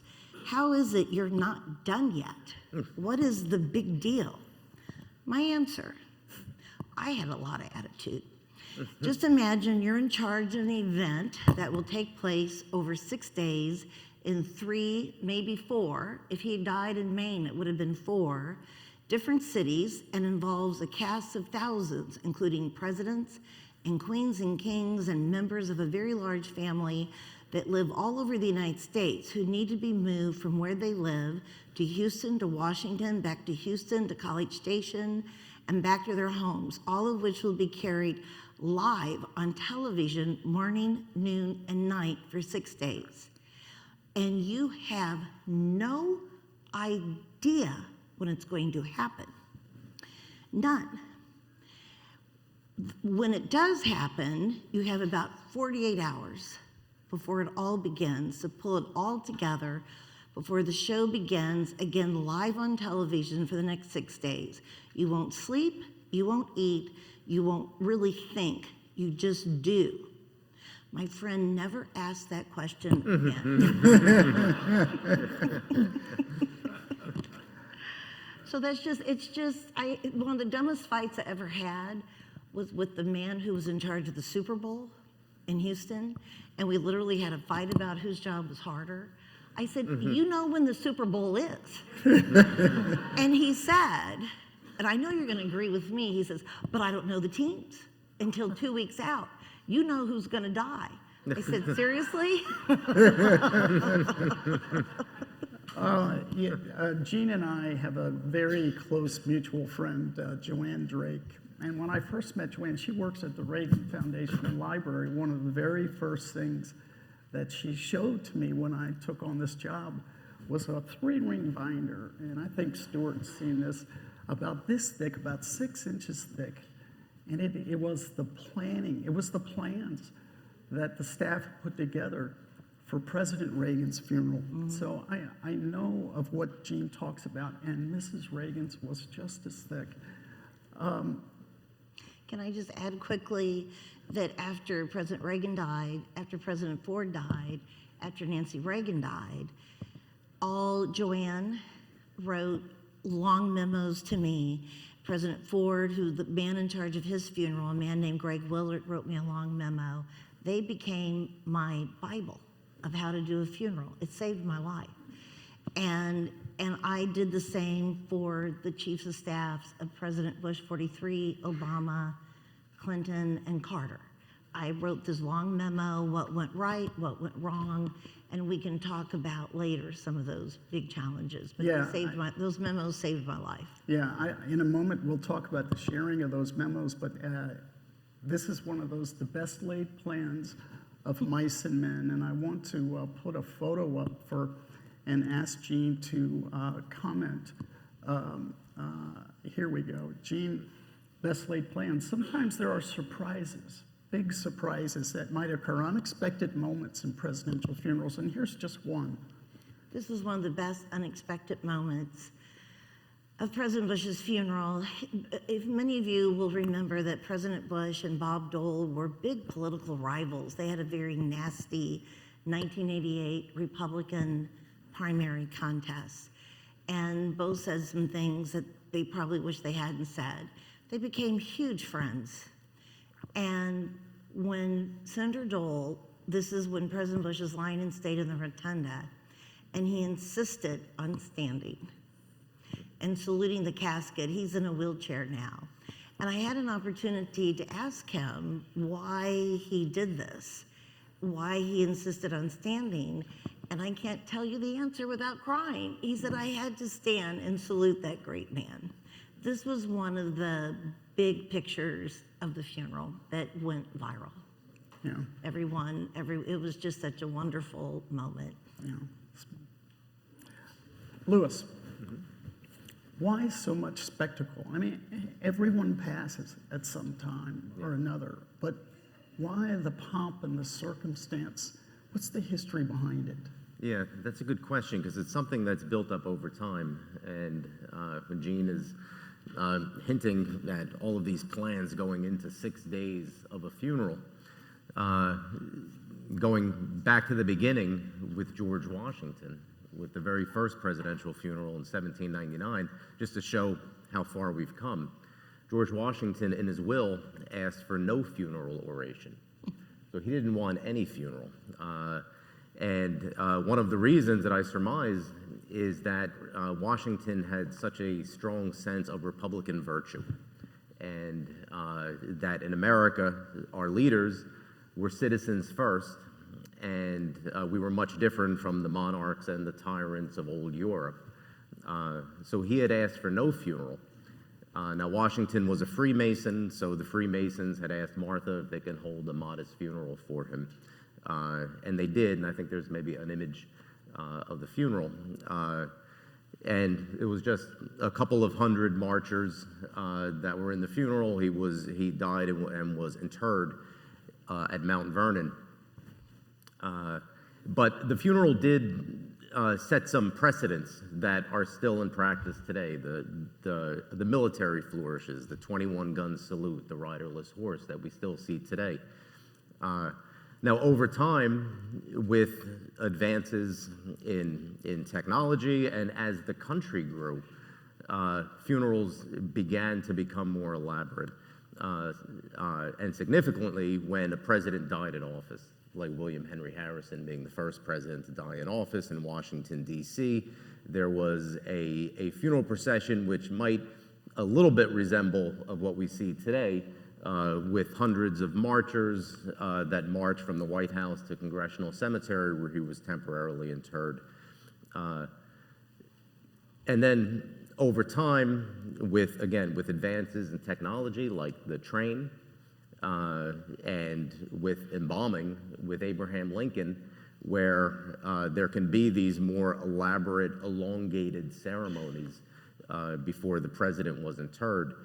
But still, these modest funerals would still be in practice, even into the 1900s. Grover Cleveland's funeral, from when the funeral first started at his home in Princeton to when he was placed in the ground, was barely 1 hour in Princeton, New Jersey, so extremely modest. Calvin Coolidge's was probably the last of the modest funerals in 1932, where just several hundred guests attended his funeral in Northampton, Massachusetts. After that, we see where Franklin Roosevelt died in office in 1945, and there was this major event, but it was unplanned because no one expected him to die. And that leads us into John F. Kennedy, the next president to die. And just very quickly, after John F. Kennedy, who also died unplanned, is when presidents started to do this pre-planning of funerals and the one ring binder that turned into 3 or that grew over time. So that's when we see the modern day state funeral that we're so familiar with now really start to form after Kennedy. Really, Herbert Hoover's was the first one that had that pre-planning that had gone into it. Yeah, and as we both pointed to the planned element of it, as Gene has said, okay, well, you don't know when it's going to happen. My gosh, with John F. Kennedy, you really, really don't know when it's going to occur. Yet a funeral still needs to take place and needs to take place relatively quickly. So, Nicola, if you could talk to us, you've got this fabulous museum here in Dallas, the 6th floor museum, but a great deal of it covers JFK's funeral. How were they able to do that? Well, I think the last thing the presidential couple expected when they made their visit to Texas and to Dallas was to have the 4 days in November and in a national funeral and uniting the world in sorrow. But Mrs. Kennedy was inspired by Lincoln's funeral procession, so with great detail did she plan that, and with enormous grace and support from her team. But the 6th Floor Museum really chronicles the assassination and addresses those chaotic days leading up to the assassination, the aftermath, and how the nation and the world mourned, and why there's still questions today. Yeah, I remember at the time, as I grew up, and I found a book on our shelf at home. It was called The Torch Has Passed, famous book about the JFK funeral. And I remember leafing through it and seeing these iconic images of the funeral. I thought I'd pull one up. Yeah. Tell us about this moment. One of the strengths of our museum collection is that we've been donated so many wonderful images and films and home movies by innocent bystanders. And this photograph was taken by Dr. Thomas McConnell, who actually was a doctor at Parkland Hospital before and after the assassination. But he was here documenting this tragic, very sad moment of Mrs. Kennedy coming out with the children just before little John raised his hand in salute. So we have a lot of materials that we haven't yet been able to put on display, but this is just one example where people have wanted to express their powerful memories, not necessarily thinking that their stories are important, but it adds so much rich texture and dimension to the stories that we're able to do through programming. Nicola, tell me, I'll use the word tourist site, and whether we're dealing with Ford's Theater, the site of the Lincoln assassination, or your own exhibit, tell me, how do museums, exhibits evolve dealing with an assassination when you're rubbing up against something so extremely delicate in the mourning? How does the community come together and decide it's time for us to commemorate this? Does it take a long while? Does it happen instantly? Well, it takes a very long time. On the day of the assassination, the grassy knoll, Dealey Plaza became an instant memorial site. So the city of Dallas was overwhelmed with mourners coming to try and understand what had happened. Our story has been a very long journey, one of great struggle and endurance over the decades. Obviously, the assassination took place in 1963. The 6th Floor Museum exhibit didn't open until 1989. And in 1993, the Dealey Plaza area was designated as a National Historic Landmark District designation. The museum opened after at least a decade of struggles, trying to figure out what to do with that building. Thank God Dallas County saved the building and turned it into Dallas County Administrative Offices through the 1st and 5th floors. The 6th floor was left vacant. And a wonderful lady who ended up becoming our fairy godmother, Linda Lynn Adams, was the chair of the Dallas County Historical Commission, and she, along with civic leaders, lobbied throughout Dallas to gain support to create an exhibit, to explain to the world the events that led up to the assassination. we had to find a way to address all the people that were flocking to Dealey Plaza, trying to seek their own meaning, their own piece in this tragic piece of history. Yeah, Jean, I didn't figure this out till I went to the Reagan, but you know it, it's on the tip of your tongue. How do you approach a president to say, listen, it's time to start talking about your death, and we've got to get on with this thing? You know, how soon will a president engage in this sophisticated planning effort? And is it a delicate moment? Okay, in so many ways, I had the best job in America being George Bush's chief of staff. He loved talking about his funeral. First of all, to answer part of your question, and I think this is because of the assassination of Kennedy, you have your first funeral meeting in the White House when you're president. I obviously was not part of that meeting, but I know that they make sitting presidents at least do some kind of outline of a funeral in case he dies in office. So when I became his chief of staff, I inherited a very small folder of plans, and by the time we were done, it was a credenza. After he turned maybe 80, once a year, I said, we need to talk about your funeral. And he's like, oh, good. And, you know, I know it's really odd. The other thing he did is at every presidential funeral he attended, he changed his mind about something. After President Nixon's is when he decided to be buried at his library. He and Mrs. Bush were going to be buried in Kennebunkport, Maine. After President Reagan's, he decided he did not want to ride a riderless horse. He thought it was too dramatic. After President Ford's, he wanted all the same music. My two favorite phone calls, though, was Brent Scowcroft and Henry Kissinger after President Ford's. They informed me that no one who was 80 or older should be honorary pallbearers because they were exhausted and they were cold and they were hungry. So I told President Bush, and so you know what we did? His honorary pallbearers were the captains of the USS George H.W. Bush.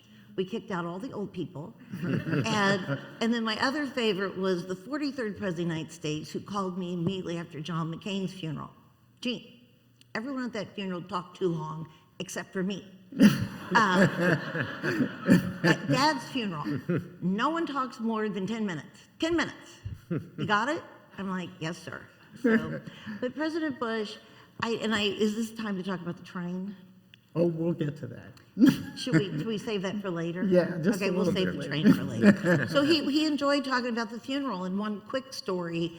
This is a little bizarre, but even the national media has to get really organized because they also have to hit the ground running, and the networks divide up who's going to be the pull camera for the big events.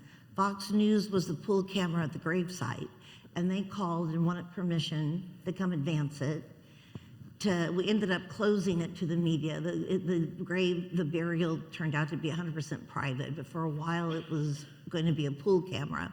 So I just told President Bush, sort of as an FYI, I said, you're not going to believe this, but Fox News is advancing your gravesite at the library today.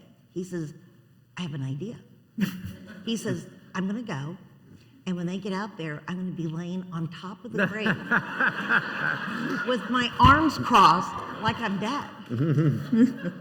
I said, no. You're not doing that. I told you this would not be all about mourning. Yeah.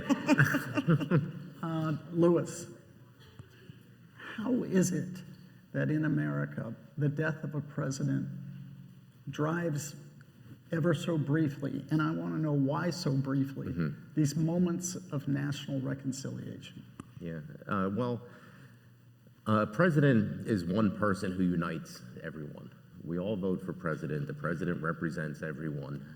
So presidential funerals traditionally, when the nation is divided, is something that unites us. And throughout history, there have been periods of reconciliation, some briefly, some more permanent that have come out of it, where the presidential funeral has been the catalyst. One of the brief examples can go back to Washington's funeral again, when the country was becoming greatly divided over the formation of political parties. And George Washington's funeral briefly brought together the Federalists and Democratic Republicans to mourn together, but ultimately political forces were at play that were bigger than George Washington's death. A couple of successful examples of how presidential funerals and presidential deaths have really been catalysts for change. One being after James Garfield had died, when he was assassinated, and one of the dividing issues of the time was over civil service reform and the Spoils Party. Out of that assassination, shortly after, the Pendleton Act is signed, and civil service reform begins to take shape. Perhaps one of the most potent examples of reconciliation being spawned by a presidential death and funeral is Ulysses S. Grant's, because Grant had died 20 years after the Civil War, so a generation after the Civil War, when the country is still greatly divided north and south. But Grant was really perhaps the one individual that was beloved north and south of the Mason-Dixon line. And dying a generation after the Civil War, the nation was really ready for reconciliation. So he was really the perfect man at almost the perfect time to really bring about some of that reconciliation. During his funeral, there's Confederate marchers who march with predominantly Union, but also Confederate marchers. There's two former Confederate generals who were pallbearers at his funeral. And his tomb, which comes 12 years later in 1897, really becomes a place where all sections of society come to mourn and pay respects at the same location. Again, there's north and south of the border, there's white Americans, there's African Americans, there's men and women, Democrats, Republicans. He's really the one man, and this becomes perhaps the one place that can really bring about this reunification. Now we know the history of reunification, that it was largely also the reunification of the North and the South was also built upon African Americans in the South losing their civil rights. So unfortunately, that's a very important part of the story too.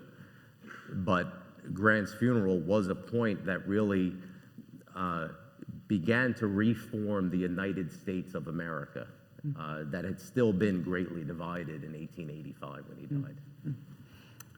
Nicola, back to assassinations for a moment.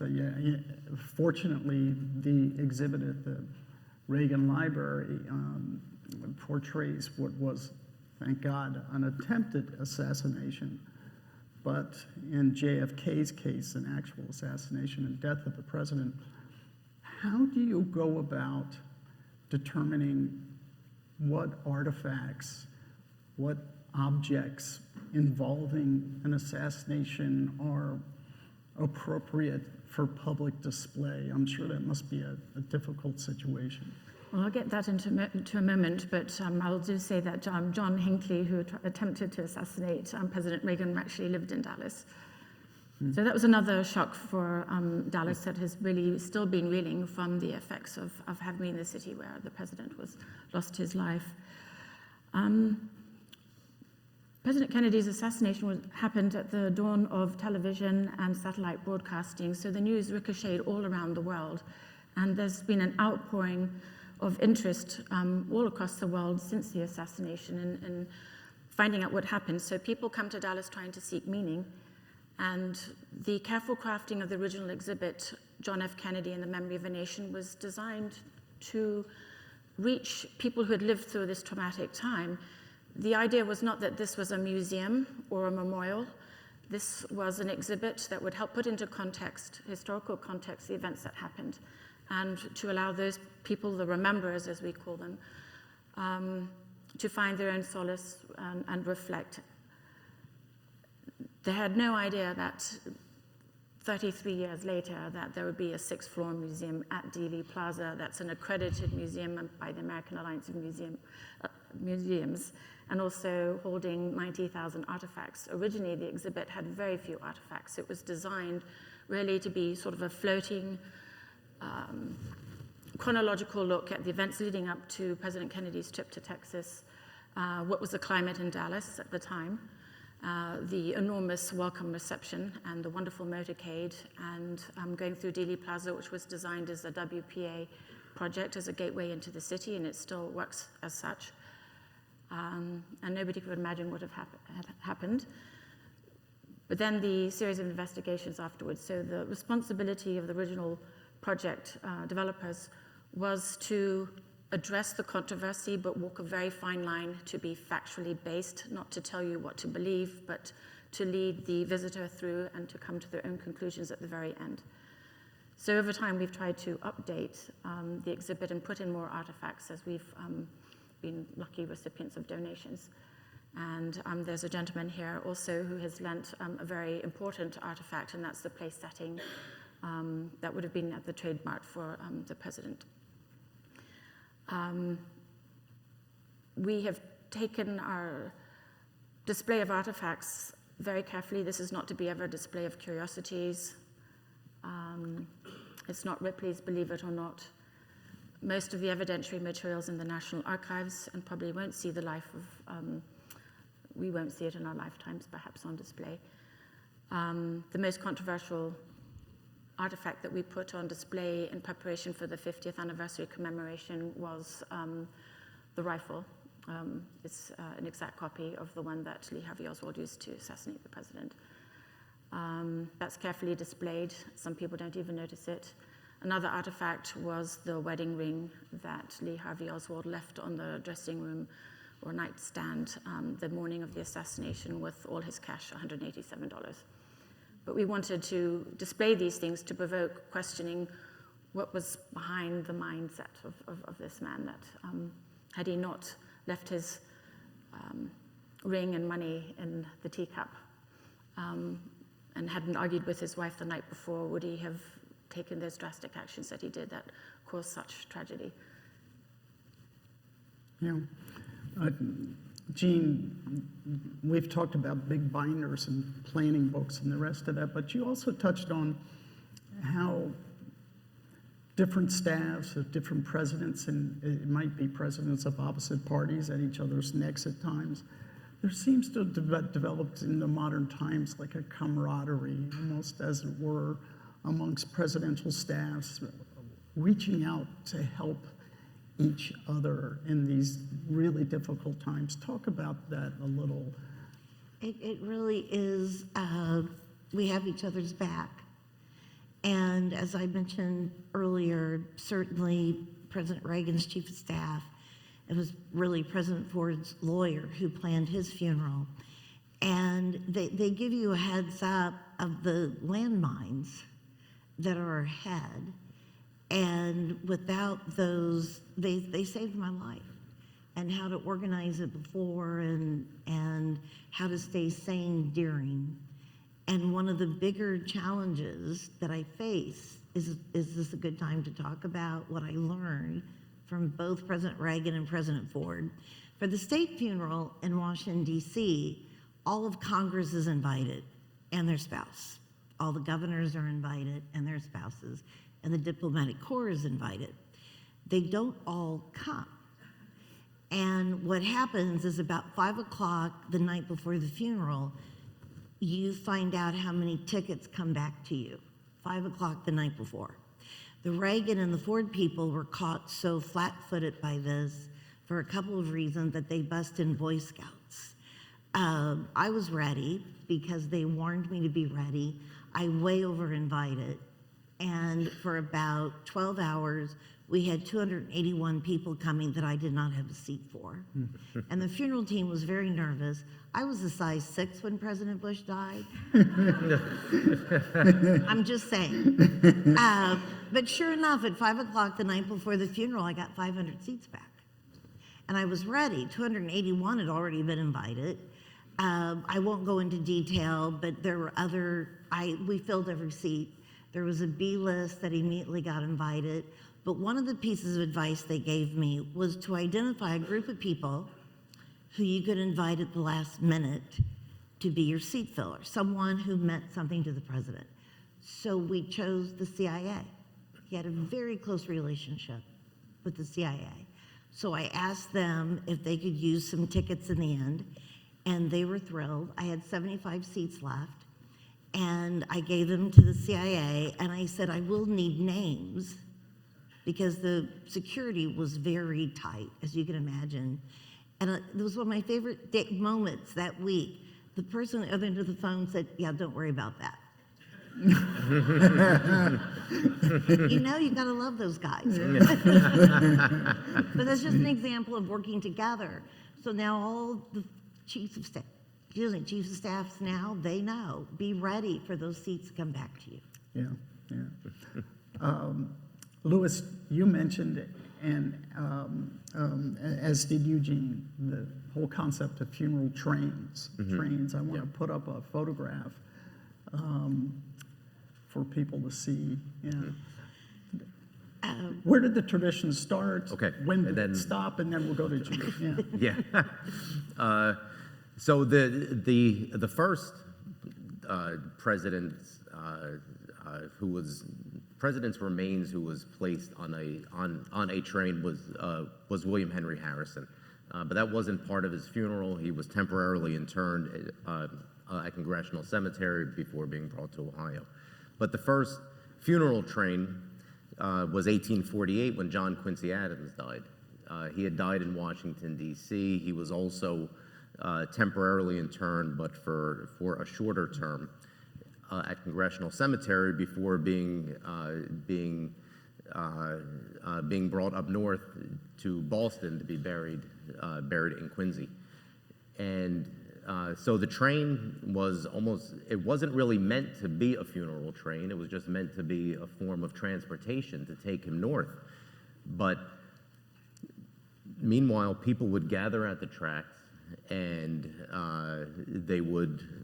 men would take off their hats when the train passed, and it really became a place of mourning, that funeral track. And for people who didn't have the means to go to the funeral in D.C. or didn't have the wherewithal to go to Quincy for any ceremonies, were able to have their brief moment with the former president to pay their respects. Abraham Lincoln's funeral train in 1865 really is probably the funeral train that is the most famous funeral train of them all.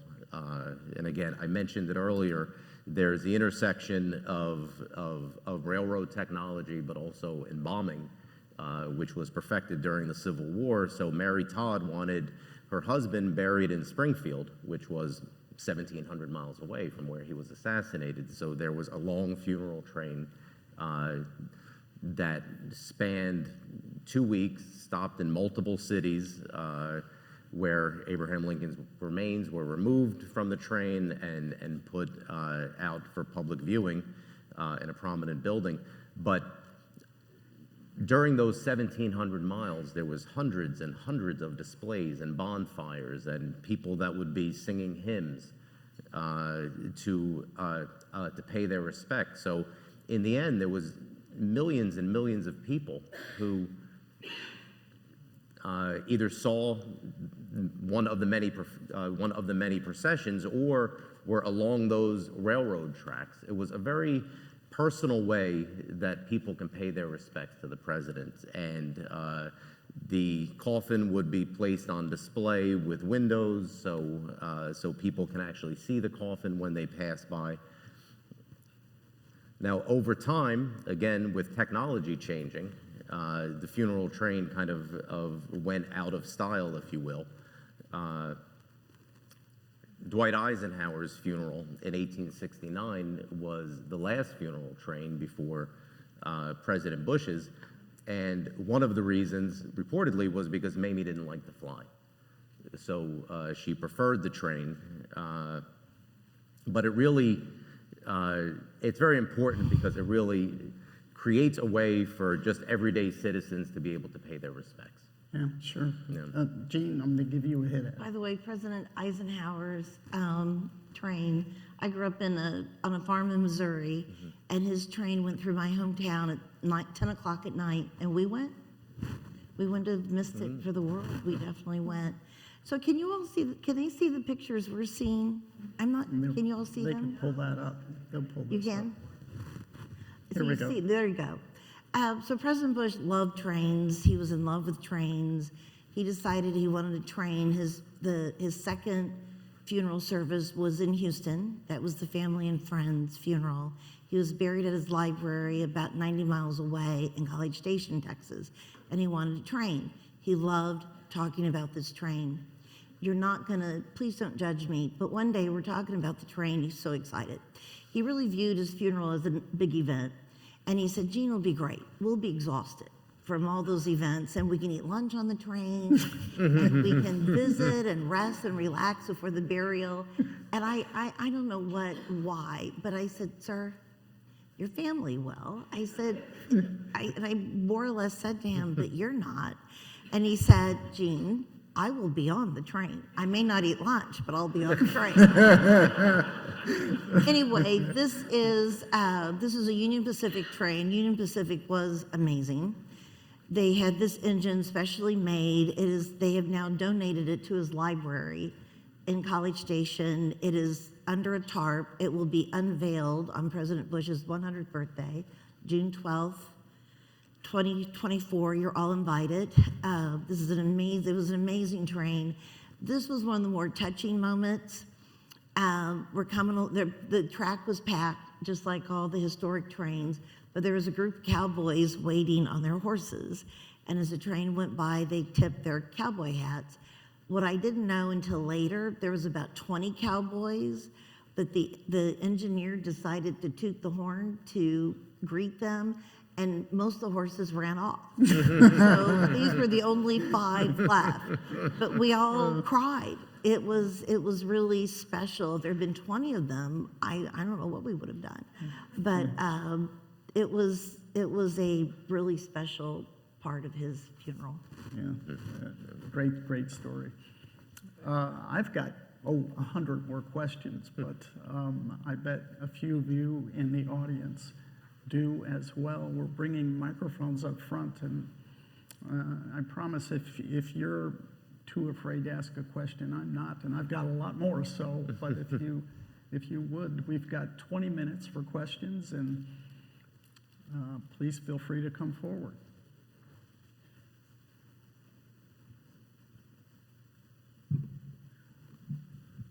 I don't have a question, but I wanted to give you an eyewitness account of being in the Capitol when they brought the casket in.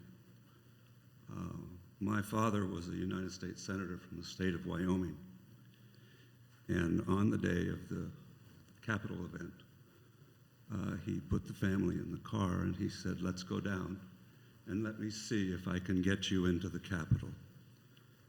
So we drove downtown, and we couldn't get anywhere. It was total gridlock. And he leaned out the window and said to a policeman, I'm Senator McGee, I need to be in the Capitol. And immediately, he got us a police escort who took us over to Constitution Avenue, the site that Jackie Kennedy would be on just a few minutes later. So we drove by all the faces that she would see, and we were taken up behind the Capitol where all the dark cars were parked. My dad drove a blue and white Chrysler with big fins on the tail, and our car was parked right in there and appeared in all the pictures as this one light car. But we were taken up the steps into the Capitol, put right behind a rope line where the casket was. And that's right where Mrs. Kennedy and I think only Caroline came up to the casket. And It was just that far away from me. And it was the first time I'd ever experienced death. And I finally couldn't, I was trying to hold back tears.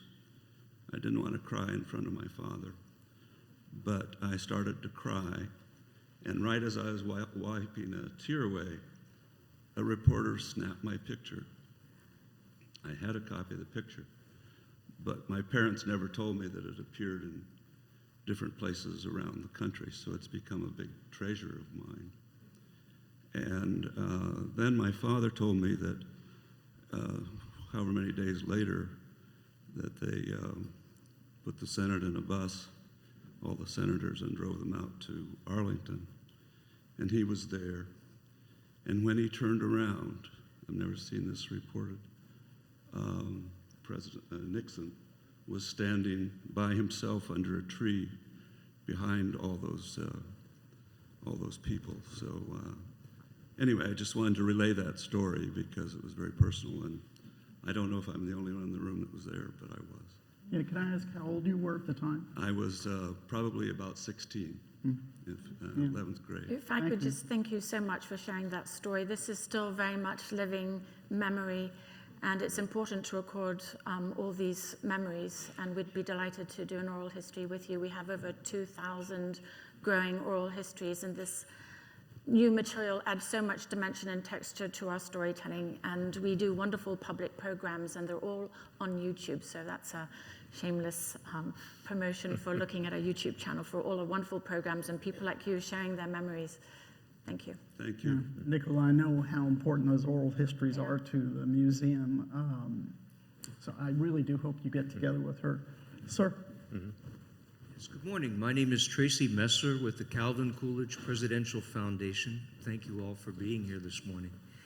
On 3 occasions, Mr. Coolidge wore a black armband as a symbol of mourning. On the death of his predecessor, Warren G. Harding, on the death of his 16-year-old son, Calvin Jr., and on the death of his father, Colonel Coolidge. And I was wondering if any of you can comment on the tradition of wearing a black armband as a sign of mourning. When did it start, and when did it seem to go out of fashion? I know that I should be able to comment on this, but unfortunately, I don't know the history of that. But it's something that isn't really in style now. You don't really see it now. But unfortunately, that's a really good question, and I don't have the answer. Sir? Yes, thank you, sir. Nikolai, I had the privilege of marching in President Kennedy's inaugural parade, and I had that was my plebe year and at the Naval Academy, and my first class year, I had the privilege of leading the honor company that marched in his funeral procession. And the Marine Band, the National Geographic magazine took a picture at the Lincoln Memorial. It was the Marine Band, West Point, the Naval Academy, the Air Force Academy, and finally the Coast Guard Academy honor companies. And that's a memory I will take to my grave. I was the class of 1964, and of course, this was September 25, 1963. And I can remember the people on the streets and in the trees to get a better view of the funeral procession, being in tears. And my question for you is, we all remember John John's salute in front of the Catholic Church on Rhode Island Avenue. Do you know any background on that salute? I think he might have been prompted to salute. I think that is what the historical record is, but I can't verify that. Do you know? Yeah, I think that's the case. Yeah, where Jackie had prompted him to salute his father. It was his birthday, actually, too. It happened to be John's third birthday on that day. I also yeah. do want to thank you again for sharing your memories. And this is just an example. When the sixth floor exhibit was created in 1989, after a decade of a lot of controversy and still controversy after it opened, and we're not afraid of dealing with controversy. We walk a very fine line. But what really adds power and meaning to our storytelling is the stories that you've shared.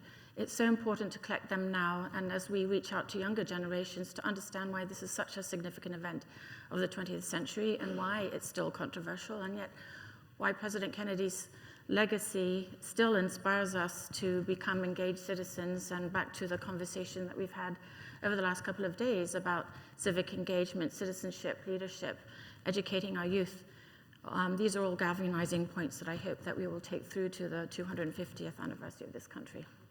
Yeah, Nicola, we corresponded prior to this event, and I know one of the topics that you wrote about was, I think, just the same kind of moments that we're seeing here, where these exhibits or museums really provide an opportunity for closure. And I sense that's the case for so many that have participated in these events. Our exhibit was designed to help provide closure for the rememberers. But as there's been generational shift, obviously, and opening up to more diverse audiences and to be more inclusive, because so many people were affected by the assassination. And one of the difficult challenges that we have here in Dallas is getting school children from the North Texas to come, because we're not in the TEEX. And so there are multiple facets that we have for learning opportunities.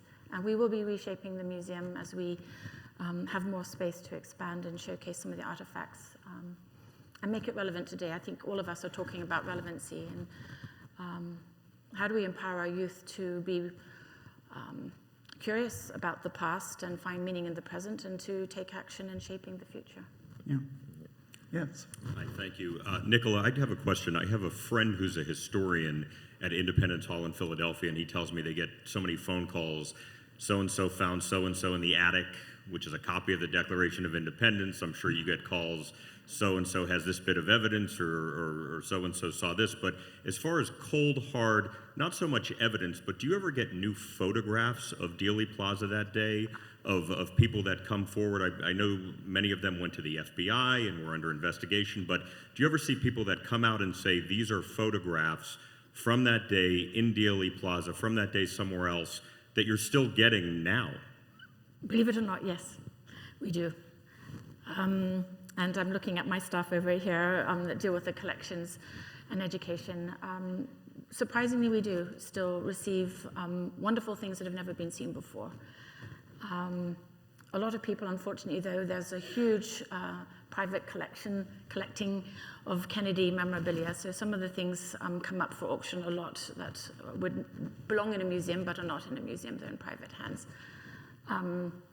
We want our artifacts to help guide the interpretation of this very complicated story. It's so multidimensional. But as I said, there are 90,000 things that we have in the collection that are original, most of which have never been on display. So our films, our home movies, photographs, people don't think that their materials are very consequential. I don't think they're going to be as significant necessarily as the Zapruder film, but anything that can add to help people understand their piece in a moment that they were there as eyewitnesses is important to us. And I see you came in 2005, and being so immersed in what you do every day, do you personally believe that there are other films out there that may show what happened? Somebody else was rolling, or do you think Abraham Zapruder was the only one rolling? First, I have no personal opinions. No. Good answer. It's possible, but unlikely. I think everybody's hoping that something will surface, but after all these years, as every year goes by and something hasn't surfaced that's going to sort of help us solve the mystery.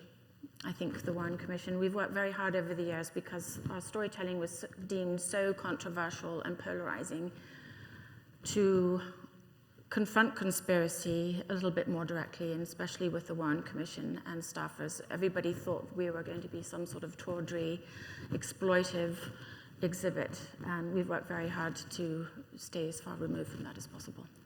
Thank you very much. Nicola, I had read that at least as of 2018, still over 60% of Americans believe there's a broader conspiracy at play than Lee Harvey Oswald. Just an interesting stat. Well, it's a terribly complicated story, and during the mourning period, the shock of Jack Ruby shooting Lee Harvey Oswald, the assassin of the president on live television, I mean, it was just an absolute crisis, one after the other.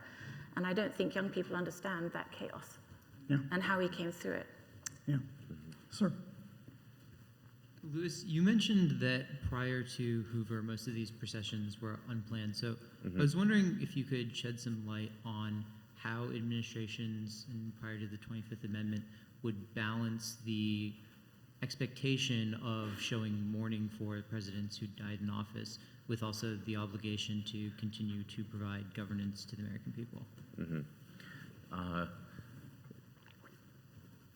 They managed to do both. There was always the transition of power. After Lincoln, Edwin Stanton probably had more power than President Johnson for a while. But the funerals were paramount. They were a way, there was this urge, especially in the case of presidential assassinations, like Garfield and Lincoln. There was just this mass public urge to say farewell and to see the president one last time, where they really managed to do both. Now, the new president wasn't really largely involved in it. He was going about the business of government. Notably, Harry Truman was kind of thrown into the government after FDR's death, and he really had a crash course of what was going on with the government while on the funeral train, partially while on the funeral train. So they managed to uphold the traditions and the expectations of the public for the public funerals, but the work of government went on, and LBJ did the same thing very quickly. Took over commands of power, even on Air Force One, while they were still at Love Field. So yeah, there's always been that balance of retaining the succession of power to make sure that wasn't disturbed, while also giving attention to the public mourning. Thank you. Thank you. Yes, ma'am. Thank you. Hi, my name is Colleen Reckenbacher, and I live here in Dallas. And this is more of a story and obviously a big honor that I had. Linda Lynn Adams, when this is towards the end of the 80s, she came to our office. I worked for the Dallas Convention and Visitors Bureau, which was now Visit Dallas. And she came, and I was the head of the Convention Services Department. And we had the great privilege, she was taking us there to the 6th floor before anything was done. And this was exactly how it looked when supposedly Lee Harvey Oswald shot President Kennedy. So we brought our whole department there, which was about 7 of us. And they said to enter back from the back of the 6th floor, to come up the back steps and come there. And they would meet us there.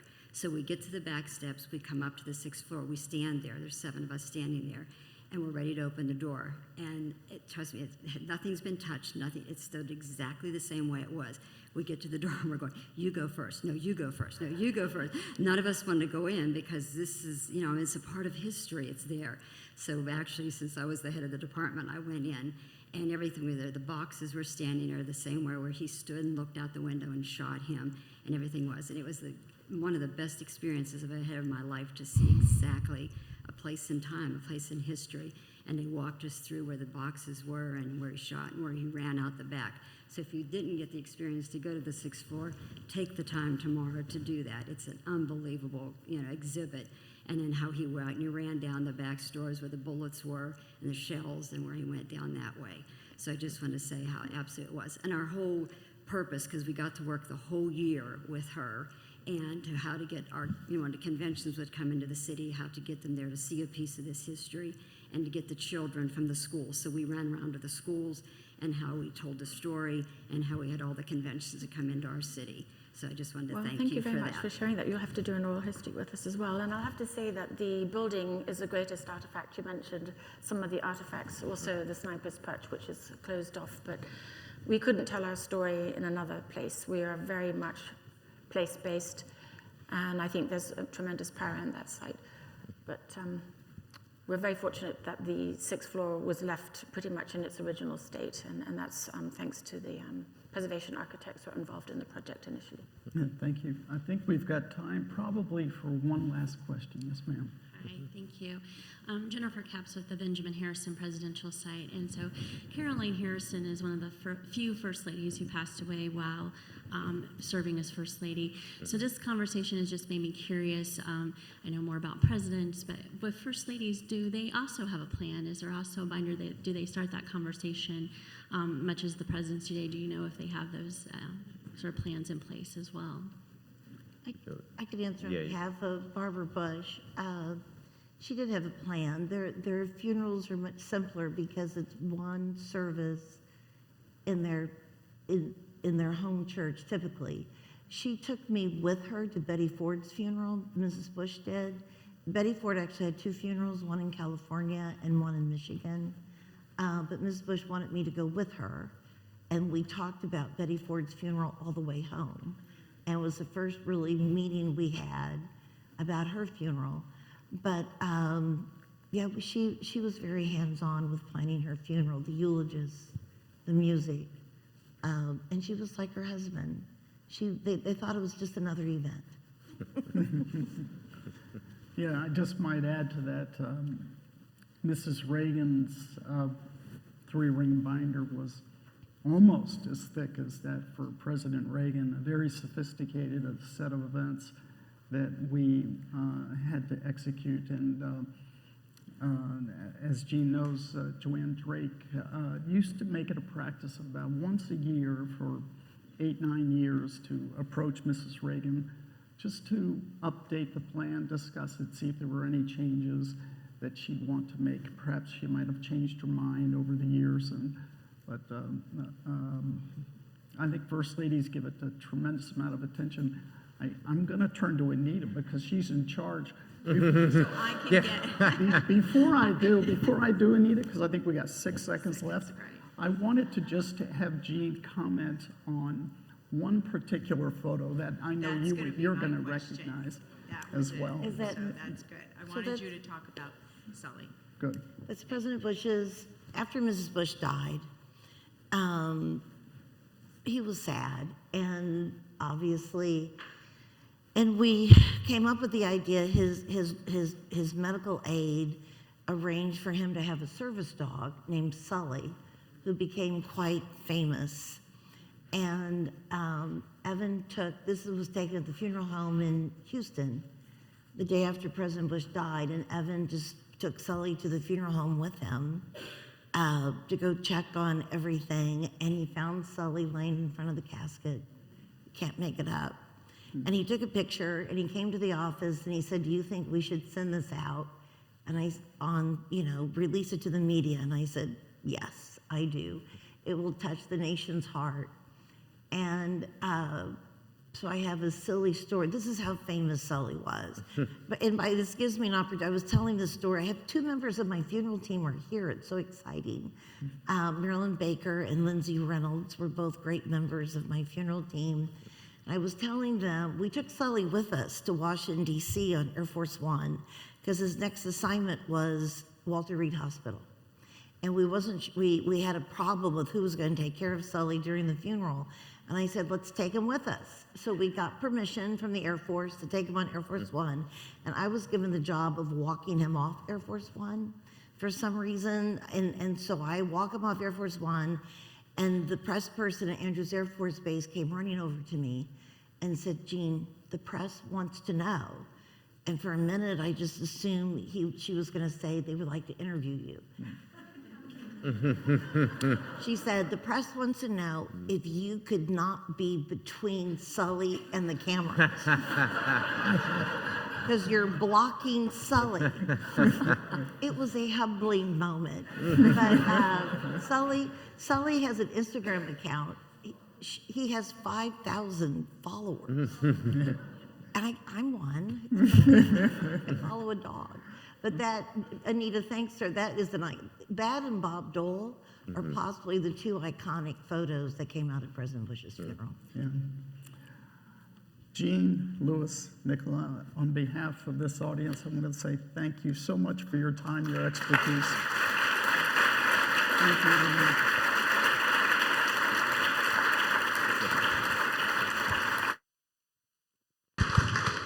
Please join us in 15 minutes in the Grand Ballroom for a networking lunch, exhibit booths, and recognition of the White House Historical Association Next Gen Leaders.